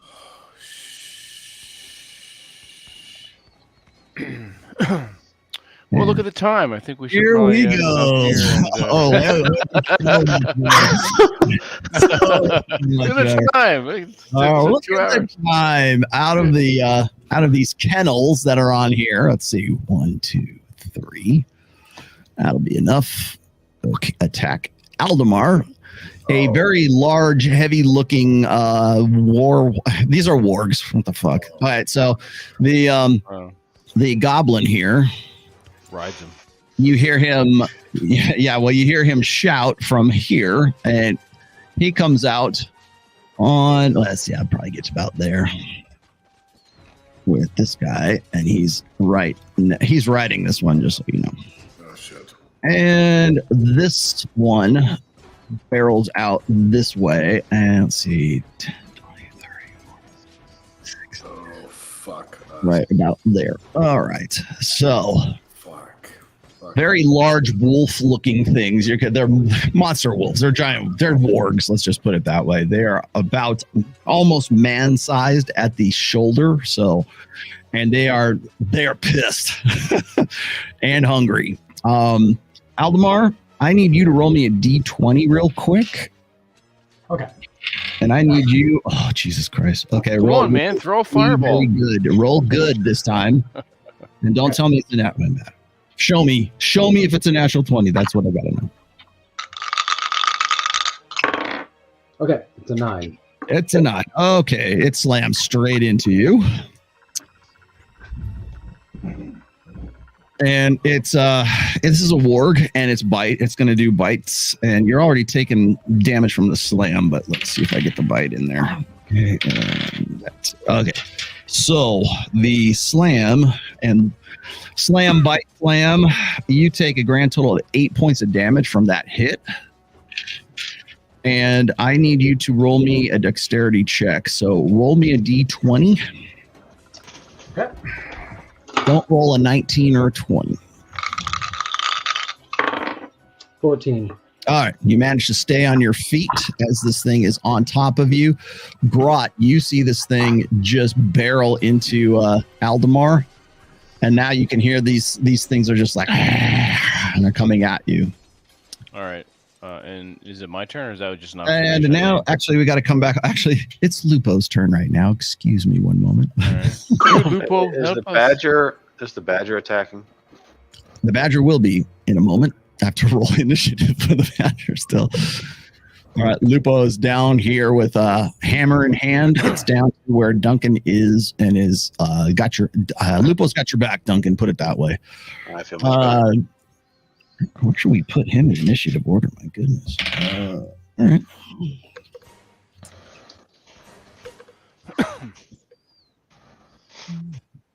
Bite him, Benny. And I have to roll these guys. Oh, Jesus, Joseph and Mary. Okay. Okay, so the wargs are extra fast. Who's next in line would be Blodgett. You're next in this initiative order.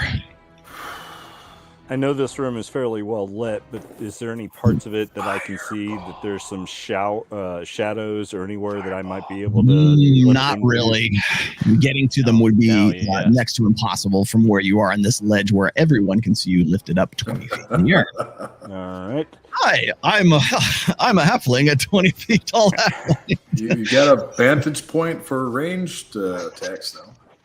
Yeah, but I don't want to necessarily burn through all my sling bullets, but I may have to because I'm not going to go down there with dogs that are like 3 times my size. Yeah. As much as I like puppies. Fuck.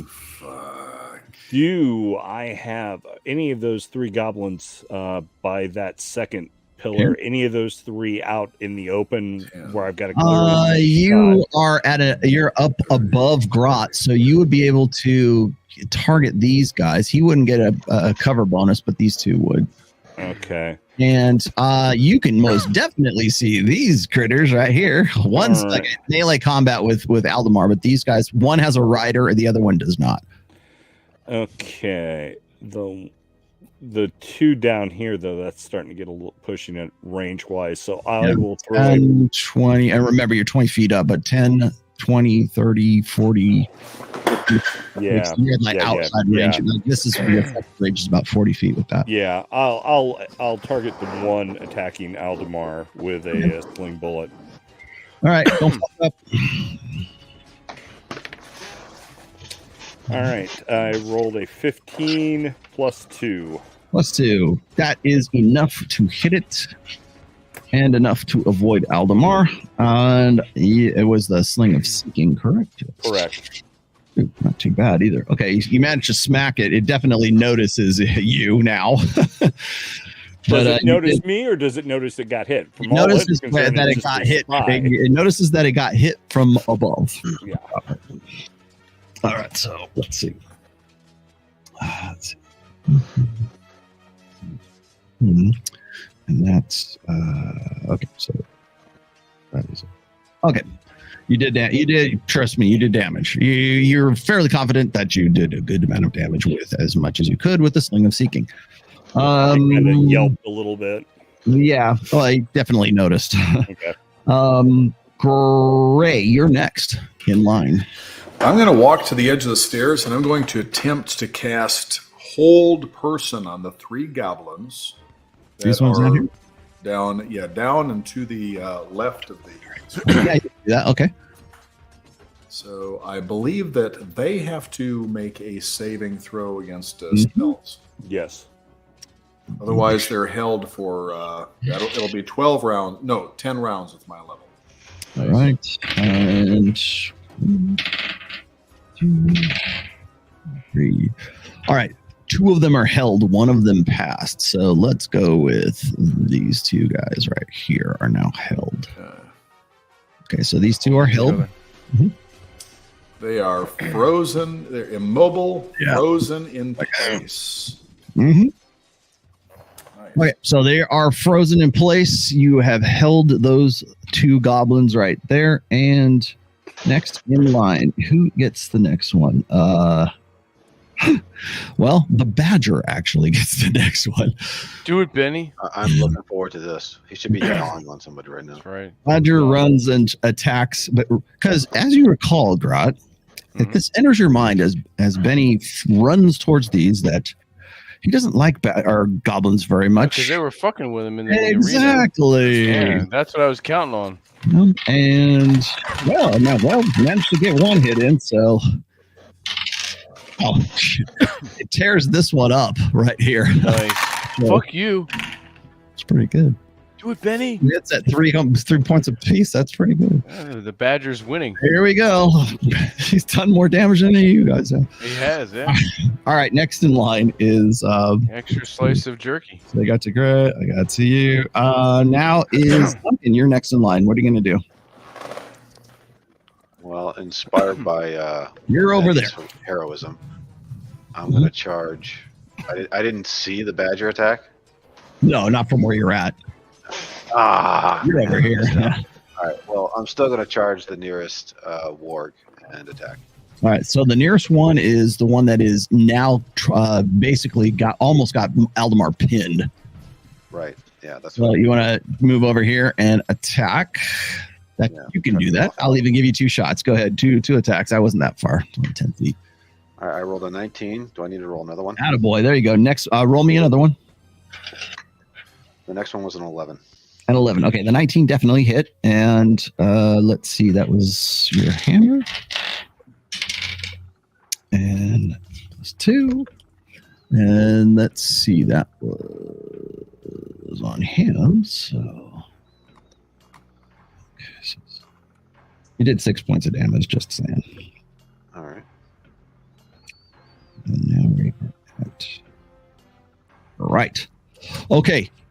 You definitely did some damage to him, smacked him around a little bit, but he is focused on Aldemar and chewing away at Aldemar at this point.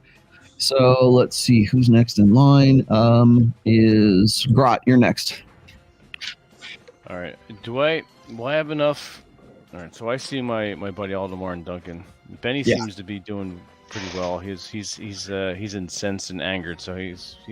Put it this way, it'll definitely be a distraction for the sling bolts coming at you. Exactly. So, how would I be able to make it to that one gnawing on Aldemar? Oh yeah.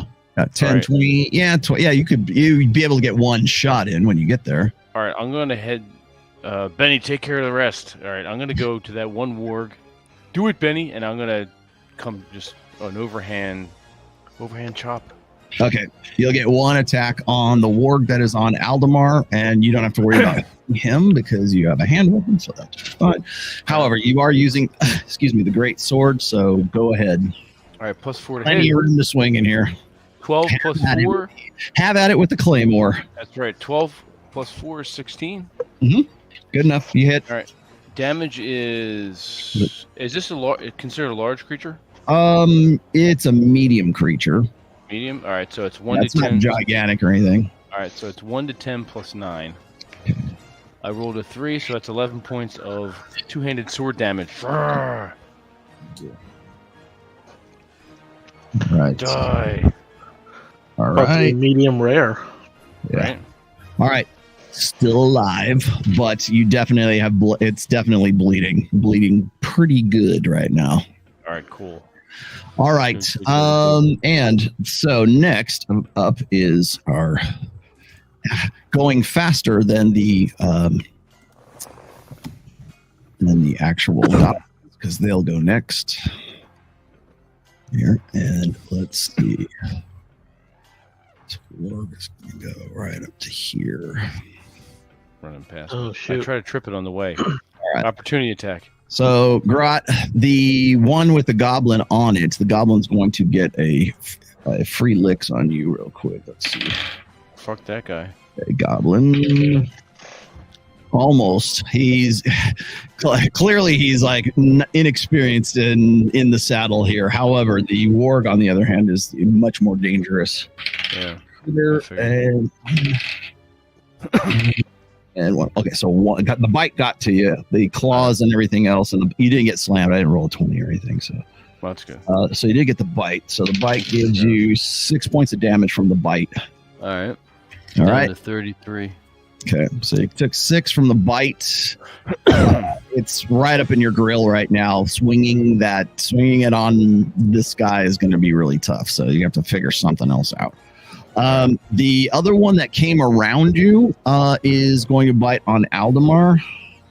Oh shit! And Why me? You like Because it? you're there. see, don't worry, he didn't get you. And the Smells one fresh that's right blood. here that's clinging onto life. Let's see. Eeny, meeny, miny, mo. Who gets it? Oh, Aldemar again. Well, he is kind of focused on Aldemar. You right now. 1, no, and 2. Okay, so you took a bite and you took a claw. So let's see. Okay, you took a grand total of 7 from the claw and the bite, Aldemar. Please make a note of that. How you doing on health? Aldemar, you just lost 7 on this attack. And let's see. Okay, they're not going to shoot in there, so let's move these guys over here just a touch. This guy. Holy fucking shit.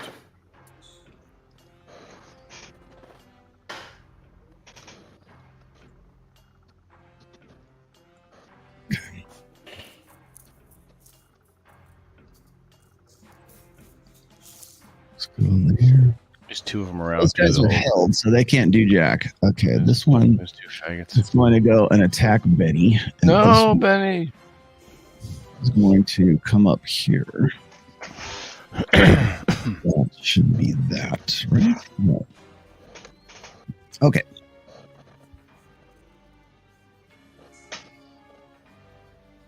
All right. Let's see. Let's go after Rothos here.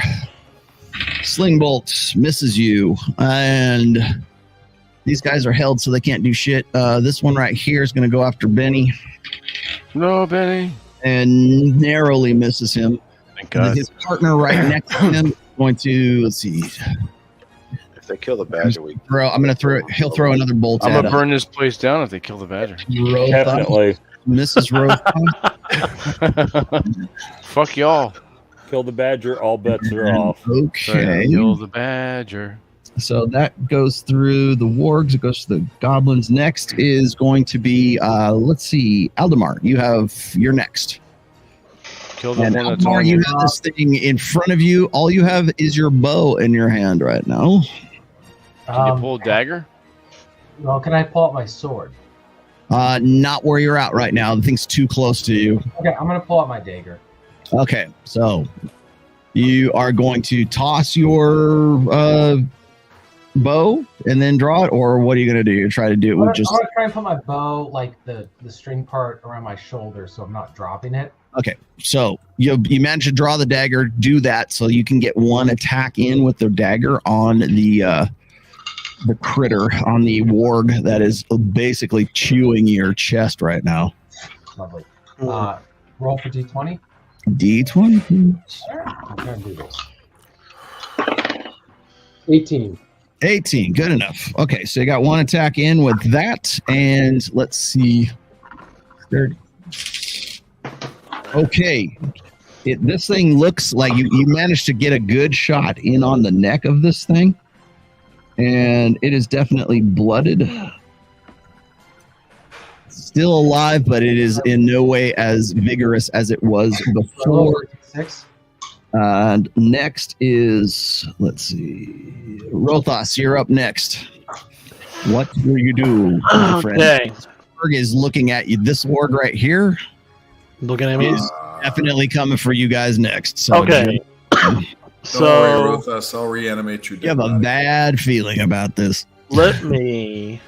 Okay, I'm gonna try to form a straight line between that warg and those 2 goblins that are held in the back.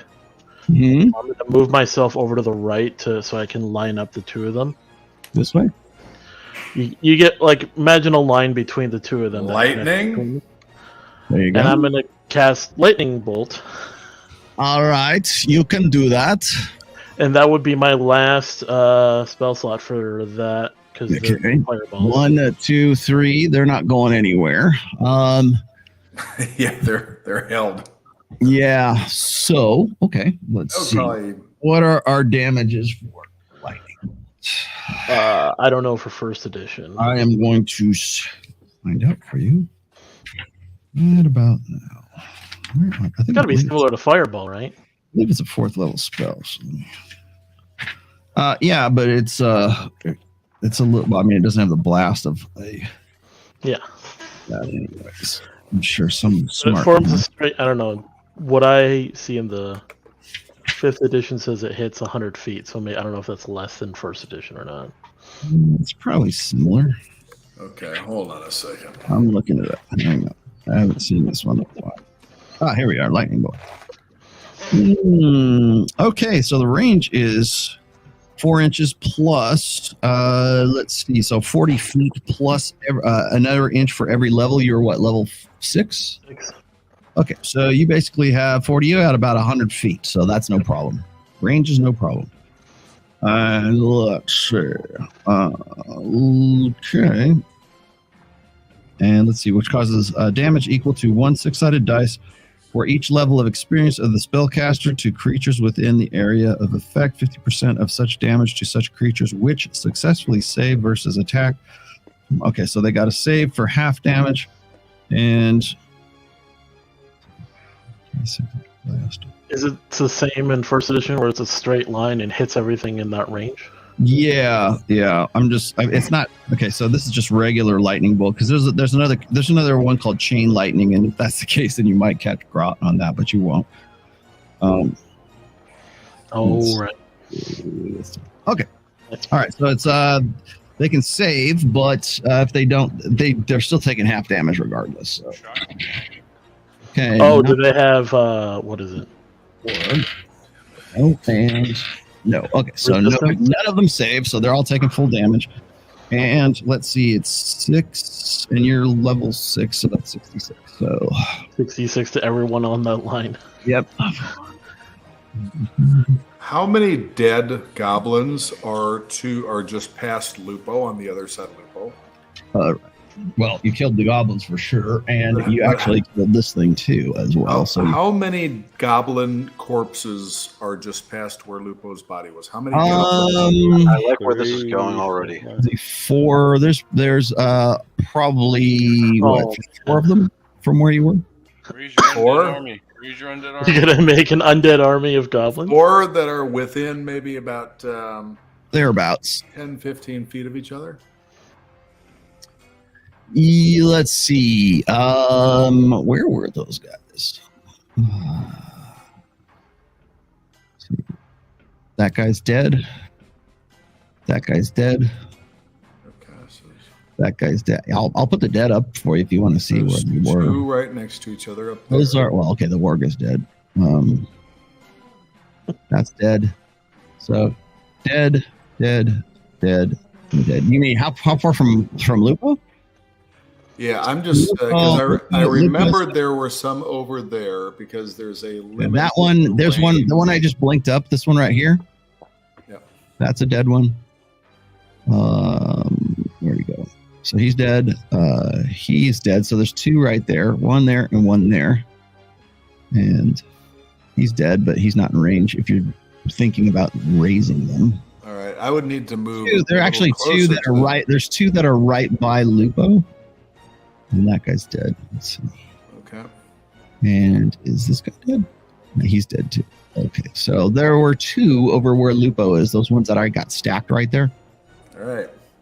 And this guy's dead as well. So let's see. So right by Lupo, there's 2 that are just stacked right there. That's what you mean.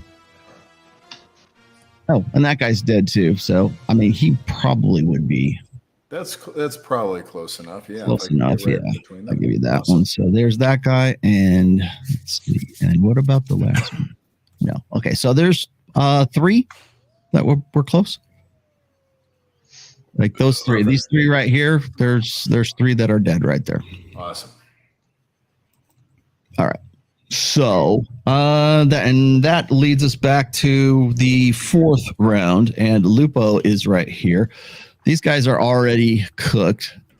And Lupo is kind of where these guys are dead, by the way. He's not actually going to fight them. Lupo is in no way a match for a warg. So let's push Lupo over to this side over here. Okay. Next in line is Blodgett. You are next in initiative order.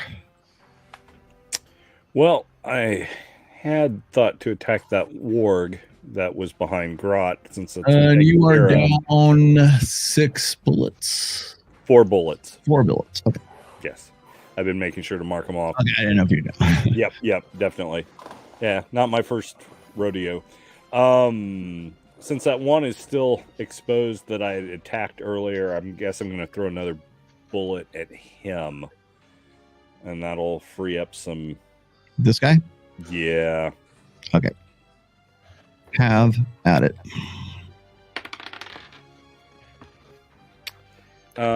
14. Okay, Plus that's 2 enough. is 16.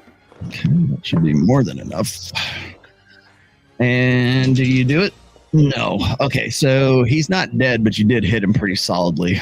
Okay. Okay. And so that's you. Next is Gray, you're up. I am going to move over by these goblins, and I'm going to animate them, and then order them to attack the wargs. Okay, so you are going to go into your spell of animate dead on these guys, right? And that will take 1 round to cast, so they won't be up until next round. All right, so that'll be a minute. Round is 1 minute. And let's go. Who's next? So that would be Duncan. You're next, and you are engaged in melee. So, Yep. I'm gonna. unless you want to get clever, Keep it simple. all right. 2 attacks. Roll twice. All right, well, the first attack is a natural 1. That's not helping anybody. Oh boy. Okay. Hold on. Don't roll anything else. Uh-oh. Okay. Fumble chart. Okay. Fumbles for fighter. Fumbles for fighter. We should be using the critical charts too. How cool would that be? You want to use a crit charts? We should use a crit chart too. They actually have critical charts as well as, and they're by class, but fumbles is for everybody. Okay. Roll me a d20. Anybody? Do you want me to roll it, or do I? You can roll it. Go ahead. Roll me a d20 real quick. 17. 17. You accidentally strike yourself Nice. for normal damage plus an extra point. Awesome. Let's see. Okay. And so you strike yourself and you take 3 points plus 1, 4 points of damage for your fumble on yourself. And let's see that. Okay, so you already hit, so you don't have to take the agility attack. So you ended up hurting yourself via your fumble. By the way, anything 16 plus is really bad on the fumble chart.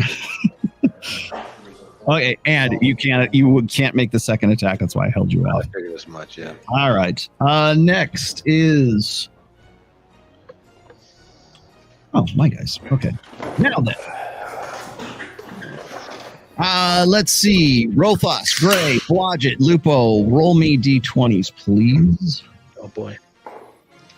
4. 4. Nice. Okay. 19. 19. Very I good. also rolled a 19.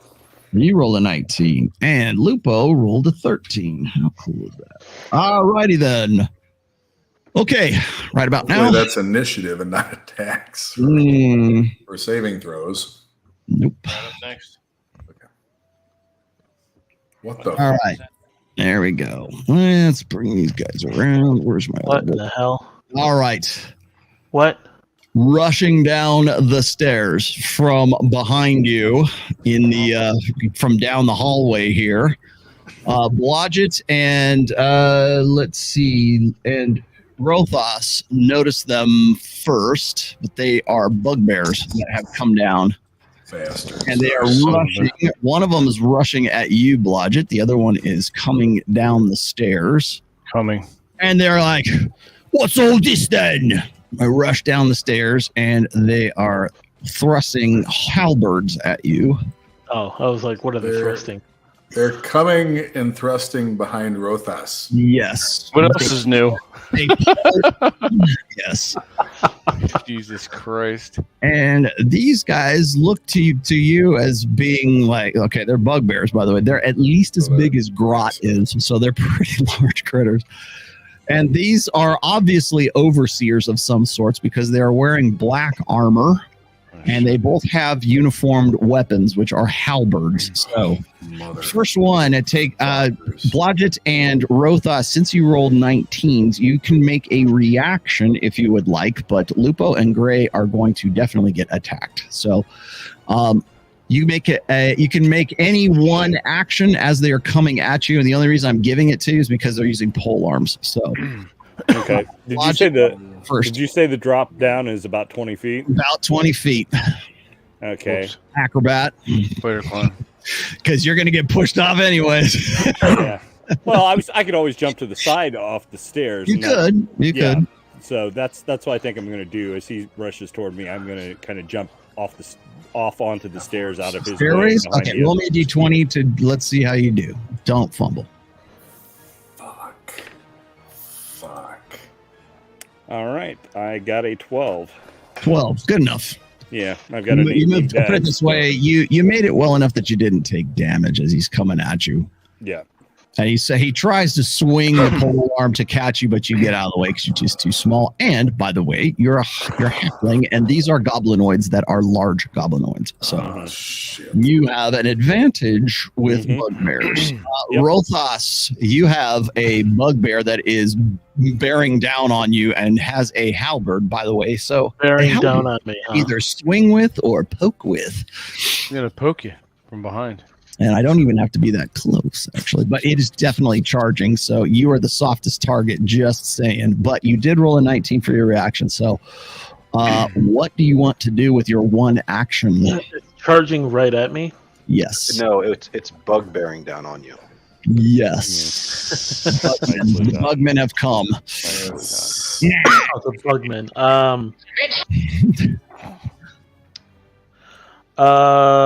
And do we miss Grat's turn? He comes and attacks you. No, what are you going to do? I'm thinking here. No time for love, Dr. Jones. Gonna get buggered by the bugbear. I am going to cast Magic Missile. You are? Yeah. No. I want to cast Magic Missile. All right. As a reaction, you're going to stand and cast I want to cast Magic Missile. All right.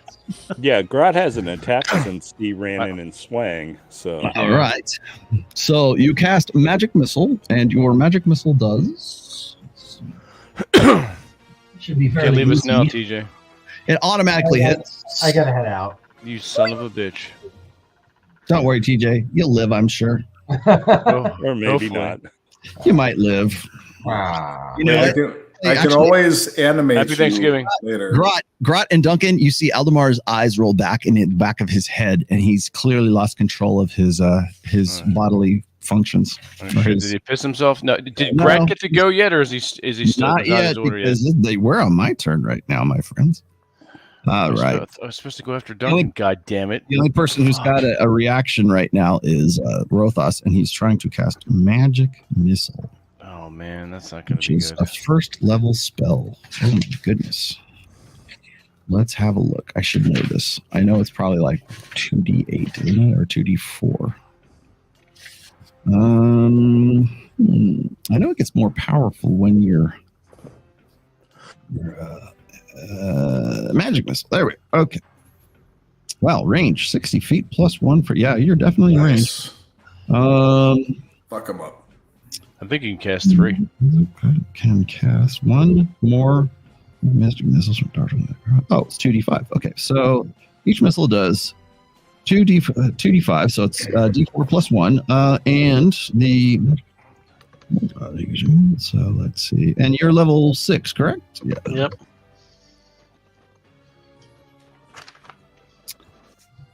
Let's see.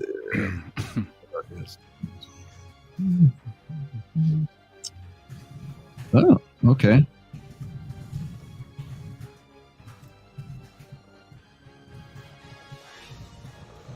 For every 2 levels of experience, the user gains an additional missile. So you have 3. That's 6. 6 missiles? You have 3. So you can fire. You want clearly you want to put all 3 of them into him, right? Yep. Correct. Okay. At this point, I guess all 6. One segment, so that's no problem. You got it within 6 seconds. And let's see. Okay. All right. Well. Why? First one. Well, they all hit. There's no. You don't even get a save on those, so that's. And you managed to do a grand total of 9 points of damage with your 3, which that's not too bad for magic missile. That's pretty good. Yeah. I like it. Do it. All right. You just piss him off, but you did manage to put some damage on him. Oh, shit. And now then, the one that was going to attack Blodgett kind of swings and smashes into the wall as he ducks out of the way, and then looks where he was swinging, and now looks that you're down on the stairs and gets a move over here, and that's it. Now, this bugbear will... Who do we want to attack? The soft target that just shot missiles at him. How about that? And the thing about the halberd is that it is not a very good accurate weapon. But Rothos, roll me a d20. Yep. Okay, hold on here. Hold on. You just roll d20. It's very easy. Natural 20, right? Right? You see it? I don't know. You did. You roll a natural 20? Yes, sir. Yeah, you failed because you need a dexterity check. What? You need to roll anything other than a 16 or above. So, anyways, I'm just having your damages. All that's all because it's thrusting at you. And let's see. All right, you're taking 2 points of damage. Just barely got clipped by the edge of the halberd as it goes by. Okay, now Gray, you see this very large-looking animal thing. You're not even sure what it is at this point. Something has just barreled down the steps at you, and in the meantime, this warg is going to attack. Let's go for Duncan on this. Is it approaching me or Lupo? It was actually thrusting at Rothos because Rothos was casting magic missile at it. And Duncan, you take 1 claw for 2 points of damage on the warg. That's all he got on this. This warg is looking very weak. This one, however, is at full strength, and the goblin on the back of it takes a swipe at Grot and hits you with a 17. And that's with a short sword, and that does 4 points of damage from the short sword from the goblin rider. And the warg is going to do claw. Sorry. Claw, bite. 1 claw got through. All right. Grot. So you took 4 points from the short sword, and you take another 4 points from the claw. All right. I hate to be that guy, but I'm going to be that guy, especially since we seem to be on the short end of the stick. No pun intended. But I think you missed me after Duncan's last turn. Oh, did I? Go after him. Oh, did I? I'm sorry, my bad. Well, no, I had to bring the bugbears in on this one. So okay, go ahead. So it's God damn it. those two. Go ahead. So you're up. Yeah, you're 9. So that the one that's with the goblin rider, do I have room to stab him or swing?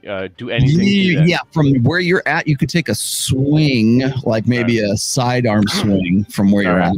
I'll try that. Okay. So +4. 4 + 4 is 8. Okay. That is a miss. God damn it. Well, I'll stay engaged because these guys need to be killed. Lupo is actually 1. Let's see. Brad curses and mumbles something to himself. 4. Sorry about that, Vince. 5. We still got you anyway. So yeah. So wait, the war got me for what did it also get me for? It got you for grand total of 8, or 4 and 4. So 8 from that whole attack combination. I'm down to 24. Okay. And let's see. You guys don't know what's going. You can't tell what's going on. There's some sort of scrum that's going over here. We can just hear it. Yeah. Yeah, you hear some sort of scrum that's on that side. These guys are dead, so I just put those out there so Gray can see. Benny, save us. And this last dude, let's see, where'd he go? There he is. He's gonna rush this way with the short sword and try to swipe at Rothos. and hit him with a natural 20. Oh shit! Full Would damage. you like to see this 20? I will show you this 20. No, Dungeon Master is That's always 20 from a goblin. from a goblin. little fucker. God damn it! In the back, Rothos. You take 4 points of damage. That's double damage too, by the way. So not only did you just narrowly get out of the way of a halberd, you just took 4 points in the back from a sneaky goblin. Oof. So from here, you've taken 6 in the last round, Rothos. So please make a note of that. Taking it from behind from a goblin into bugbear. Yeah. Okay. And now we come full. Oh wait. Where's my other guys here? One second. So wait a minute. Did Benny get his attack? He has attack. He did, but you don't know what happened over there. Okay. Yeah, We're something. just making sure you haven't forgotten. that's Focus all. on what's going on over here. And these guys They fell are asleep, right? going back here. Thank God. Hopefully, they don't wake anybody else up. Fuck. And are my goblins going to attack on my turn? They are now waking from their deathly slumber. You have Awesome. awakened the dead. You now have zombie goblins. Awesome. Zombie goblins rule all that rules. Okay.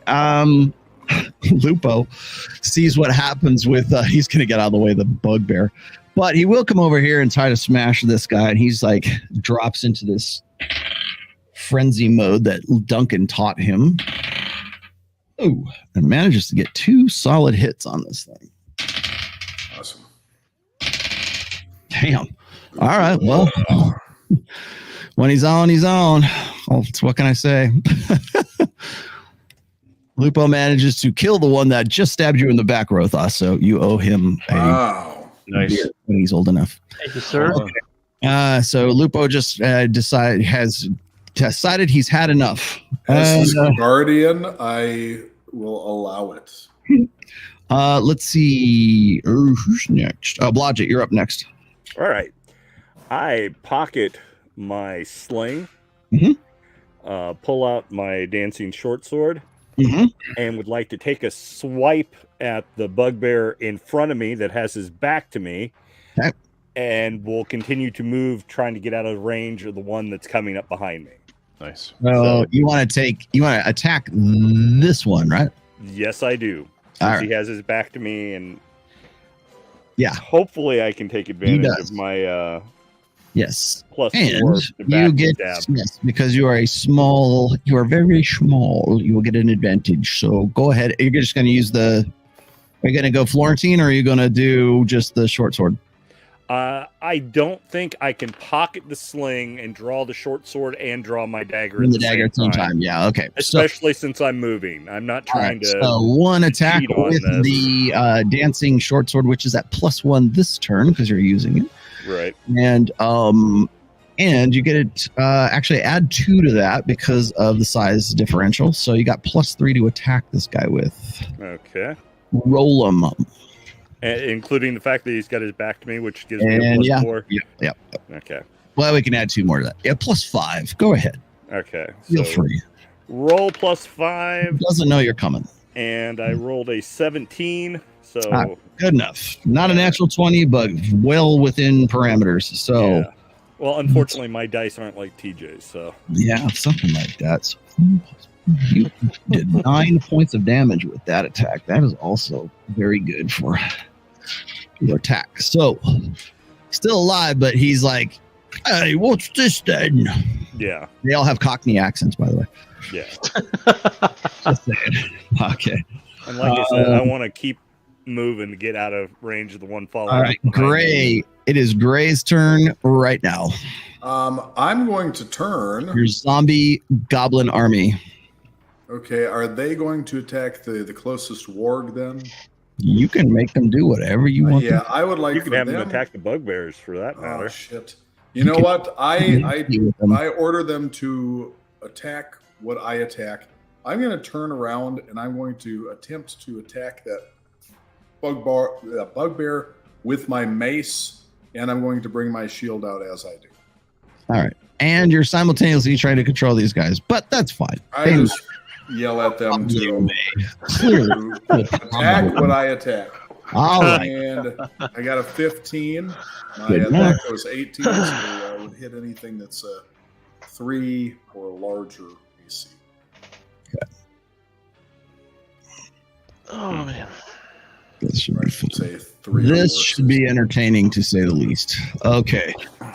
So that's good enough to hit. You got with the mace, right? So Yep, mace. So it's a D6. Oh wait, no, against a larger creature, it's only 1 to 4. yeah, that's true. Ooh, I gotta. So I don't do as much damage against these big guys. That's okay. Crap. You did enough. You got a good shot 3 points of damage on the bugbear. on Mr. And Okay. then I order all 3 goblins to attack it. Okay. Let's see. Okay, and Zombie goblins. zombie goblin with a natural 20 on the first shit. roll, Go zombie. Wow. and a 9 and an Better than 8. we are. So two hits, one of which was a critical hit with a short sword, which does 6 points of damage to him. And completely unexpected, the other one does another 4. So there we go. Nice. All right, so that guy is like pretty. You actually did some fairly decent damage to that guy, courtesy of Blodgett as well. So he's been contributing. Okay, so next in line is let's see, is going to be Duncan. You're up. I'm Oh still, no, it's I this am- guy. You do your duty here. You can get this guy. Yeah. Try not to kill myself in the process. Yeah, try not to. Yeah, you're finally go. Oh, whoa. All right, I rolled a 6 for the first Okay. attack. Okay. And a 12 for the second. 12 attack for the second. So that's okay. So the 12 is actually enough to hit. So go ahead and actually I'll roll. It's D6. Okay, good enough. All right, this one was like just clinging to life, anyways. So, well, that kills that warg right there.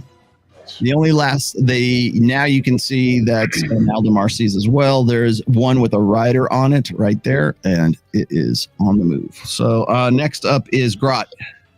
All right, before it can go on the move away or do some damage to Come on, everybody else, I'm gonna finish. No, can I? Can I do two sweeps? Or Yes, two, you can now. You can now. All right, let's do 2. So it's +9 on both of them. +4. So we've got 5 + 4 and 3. Son of a bitch. Nope. Not on 9 that and one. 7. 9 and 7. Not a 9 and 7 are the two that you got. Yep. All right, nothing doing. Only God because the damn it. warg is faster. So, God damn it. all right. And so that was you. And who's after you? Okay, so now it's my turn. Okay, so Fucking dice. all right. There's Wargy. Warg swings back around this way, but my good goblin friend who is riding him comes this way. Oh, he's still with him. Okay. All right. So on his way around though, goblin hits. Warg claw, miss, claw, and bite is a hit. So bite does 3 points of damage, and goblin with the short sword does 2 points of damage. Okay. So he took 5 off of that. Yeah. Yeah. Down to And- 19. So now you're down to 19. That's those dudes, and the other guys have disappeared. You don't know what's going on over here. Something's happening over there. We're not sure. All right. All right. Ready. Bugbear is next. And he's going to get a little bit of a height advantage on you, Blodgett, but he's going to swing down with the halberd on you Okay. and hits you with an 18, which is not good.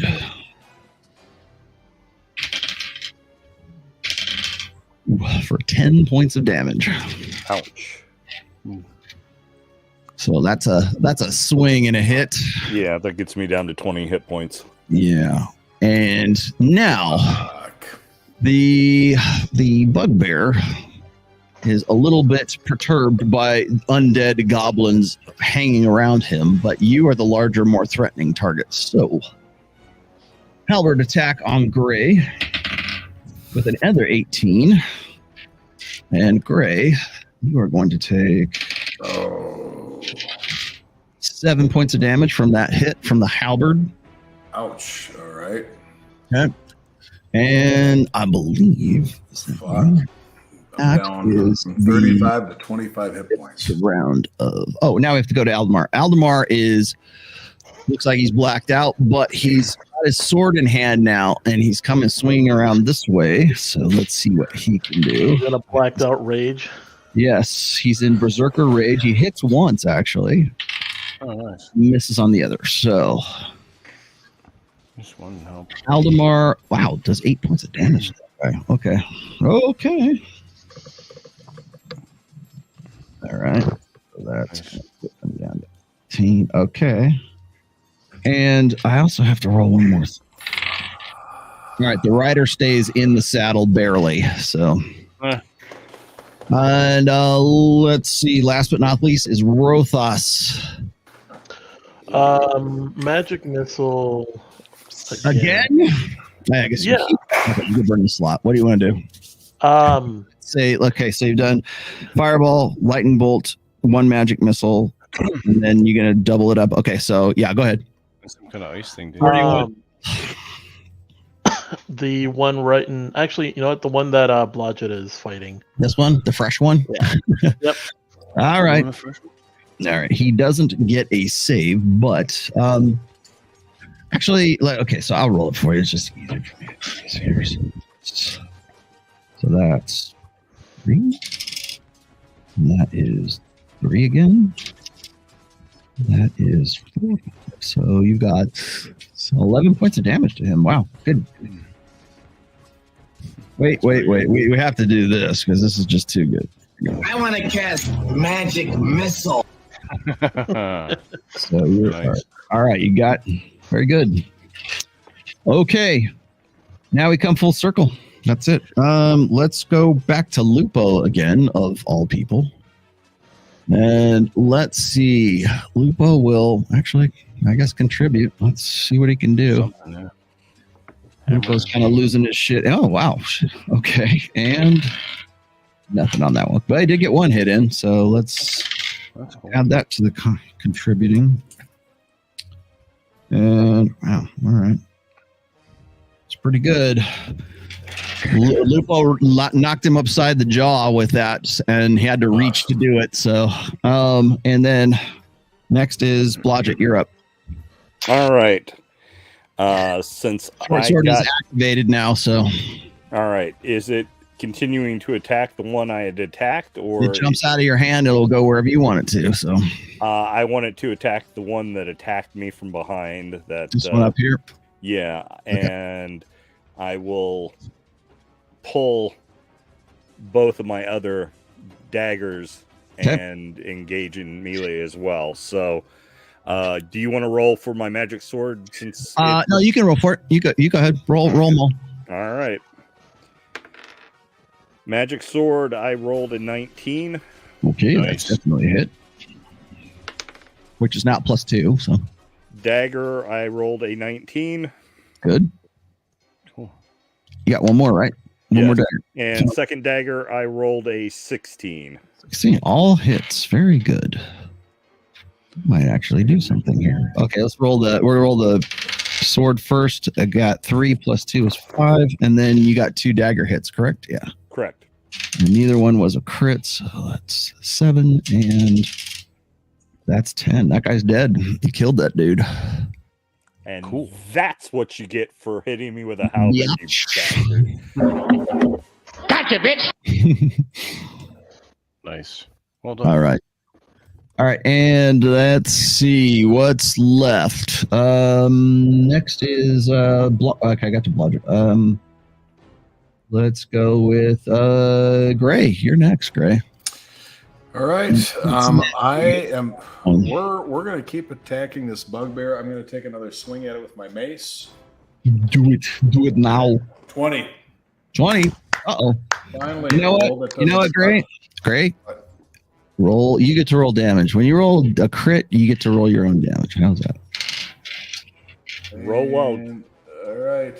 Fuck. And it is a 3.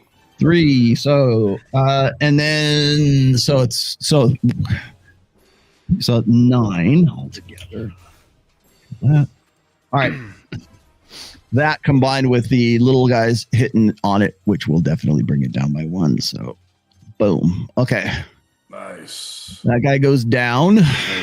And let's see. Lastly, who's next? Let's see. Gray was there. And 4 is Duncan is next. What do you want to do, Noble? Well, who's left? There is a warg that is over here that is mounted. And let's see. Aldemar did some damage to it, and Grot has done some considerable damage to it as well. All right. You want to move over, and you could move and get 1 attack if you wanted to. I'll take it. Yeah, let's just put you in the middle. That's right. I rolled a 15. Okay, now let's see, 15 and wow, 6 plus it's plus 1 when you're 8. So that kills that guy. All right. Nice. Right on. All right. Well, it kills the warg anyways.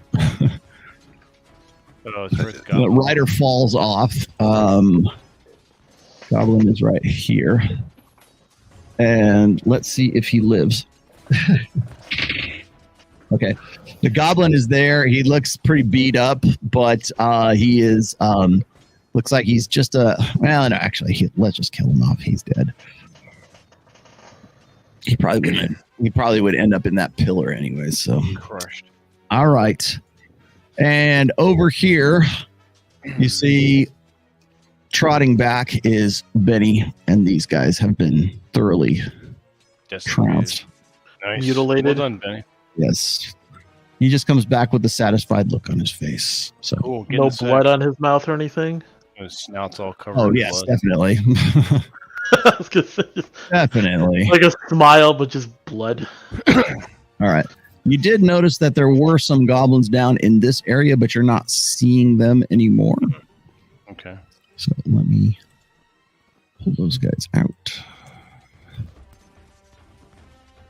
And you're not sure exactly where they have left to.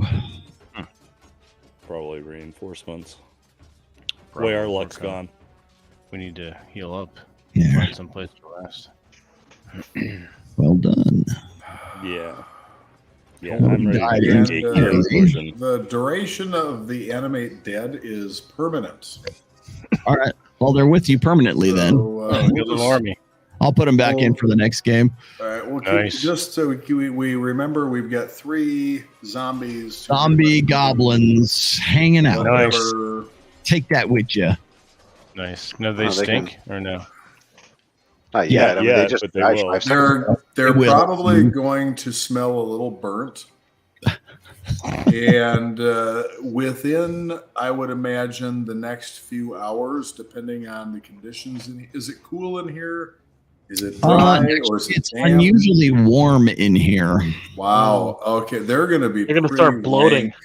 Yes. Right. Give it about maybe a couple hours, and they're going to start to stink. Within about a day, it's going to be pretty nasty. Mm. We'll have a little bit of flies following us around. There you go. All right. Last but not least, before we finish, the goblins don't have much in the way of wealth on them. Let's see. They do not have any treasure on them, oddly. Oh, sorry. The goblins carry 6 silver pieces each. If you're interested in silver pieces. And let's see what else. Okay, so there are various implements of torture. All of these, by the way, have some of them are empty. The people who were in them are most definitely dead. The only living people were cooked, courtesy of Rothas. Yeah. And let's see. Okay. So the bugbears had the halberds. Those are really the only thing of value that they had, and one of the bugbears had a scroll of cure disease and 60 gold pieces in his pouch. I'll hang on to that scroll if you guys don't mind. Then if It's a cure disease. You're the only one who could cast it anyways. So. Well, did Rothos catch anything from all that bugbear thrusting? Because no, he's fine. He's, Right. I mean, you guys are damaged. You're going to definitely need healing spells when we come back. All right, I will make sure that I rememorize all of those. Scroll of Cure Disease. All right. Cool. So the only, let's see, from where you're at right now, Blodgett sees over here, just to give you a little bit of a better understanding of where you're at, right up in here, Blodgett notices that there are two, what look like arrow slits. Okay. In the top, like in the remember how vaulted the ceiling is in this place? There are two arrow slits here of some sorts. Okay. And looks like as if they're like, it's possible that there was some sort of viewing going on up there. Okay. You weren't shot at through those things, put it that way, but there are two arrow slits in the wall up on this wall. The only other thing of note is that this wall has been, fresh masonry has been built up this wall. Let's break through that and see what's back there. And then you have yet to see any of the rest of this room, which is down here. I'll put this in here. And in here was another alcove of some sort of torture.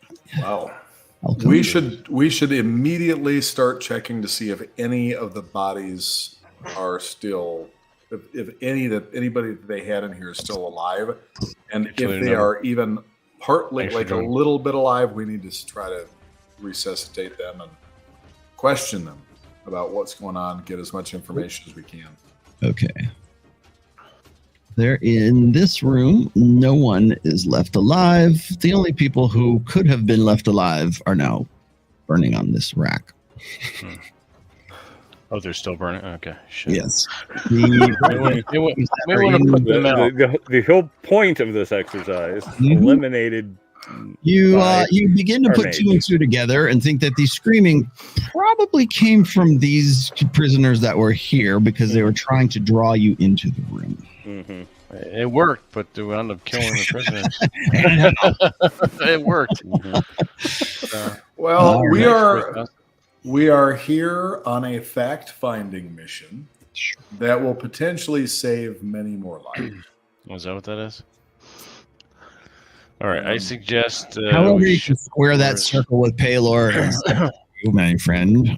I am thinking of how to save the greatest number of lives and minimize suffering overall. Well, sometimes that means killing. You did create new life in this.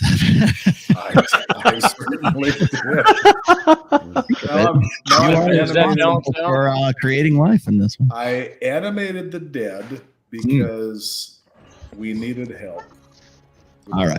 This is where you're at in the luxurious torture chamber of the under the stockade right now. And this is about as far as we go today. We can pick up on the next round the next time we get together. So fortify our location and take turns resting. Correct. Yeah. Else comes looking for us. Yeah. It's all on you, man. You tell me. I just work here. Well, I'd worry about someone getting the drop on us from those arrow slits above, so we probably had to check that out. Yeah, you are not in defensible of places here. We may want to go back to the other storeroom that we ended in last game and rest there, maybe, if we can. Yeah. All right, that makes more sense. Yeah, we'll do that. You want to go back up? Okay, you can go back the way you came and put yourself back in the other room. Yeah, that might be good. We could just. All right. And then later come back and check that masonry, pull that down, and see what's behind there. Yeah, that's a good idea. All right, cool. So next Wednesday is Drew's game. Okay. So we have that, and then everyone in the chat, thanks for joining us.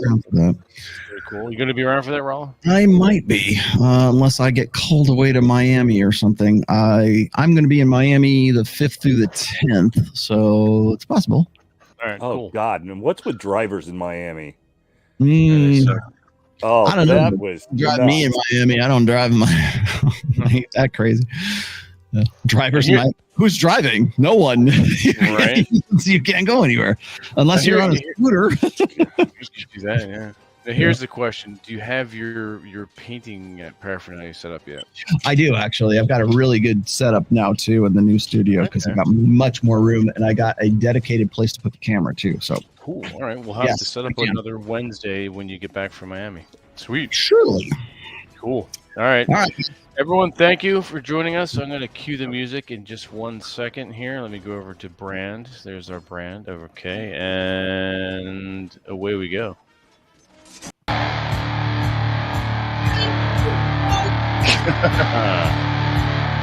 And everyone have a happy and amazing Thanksgiving.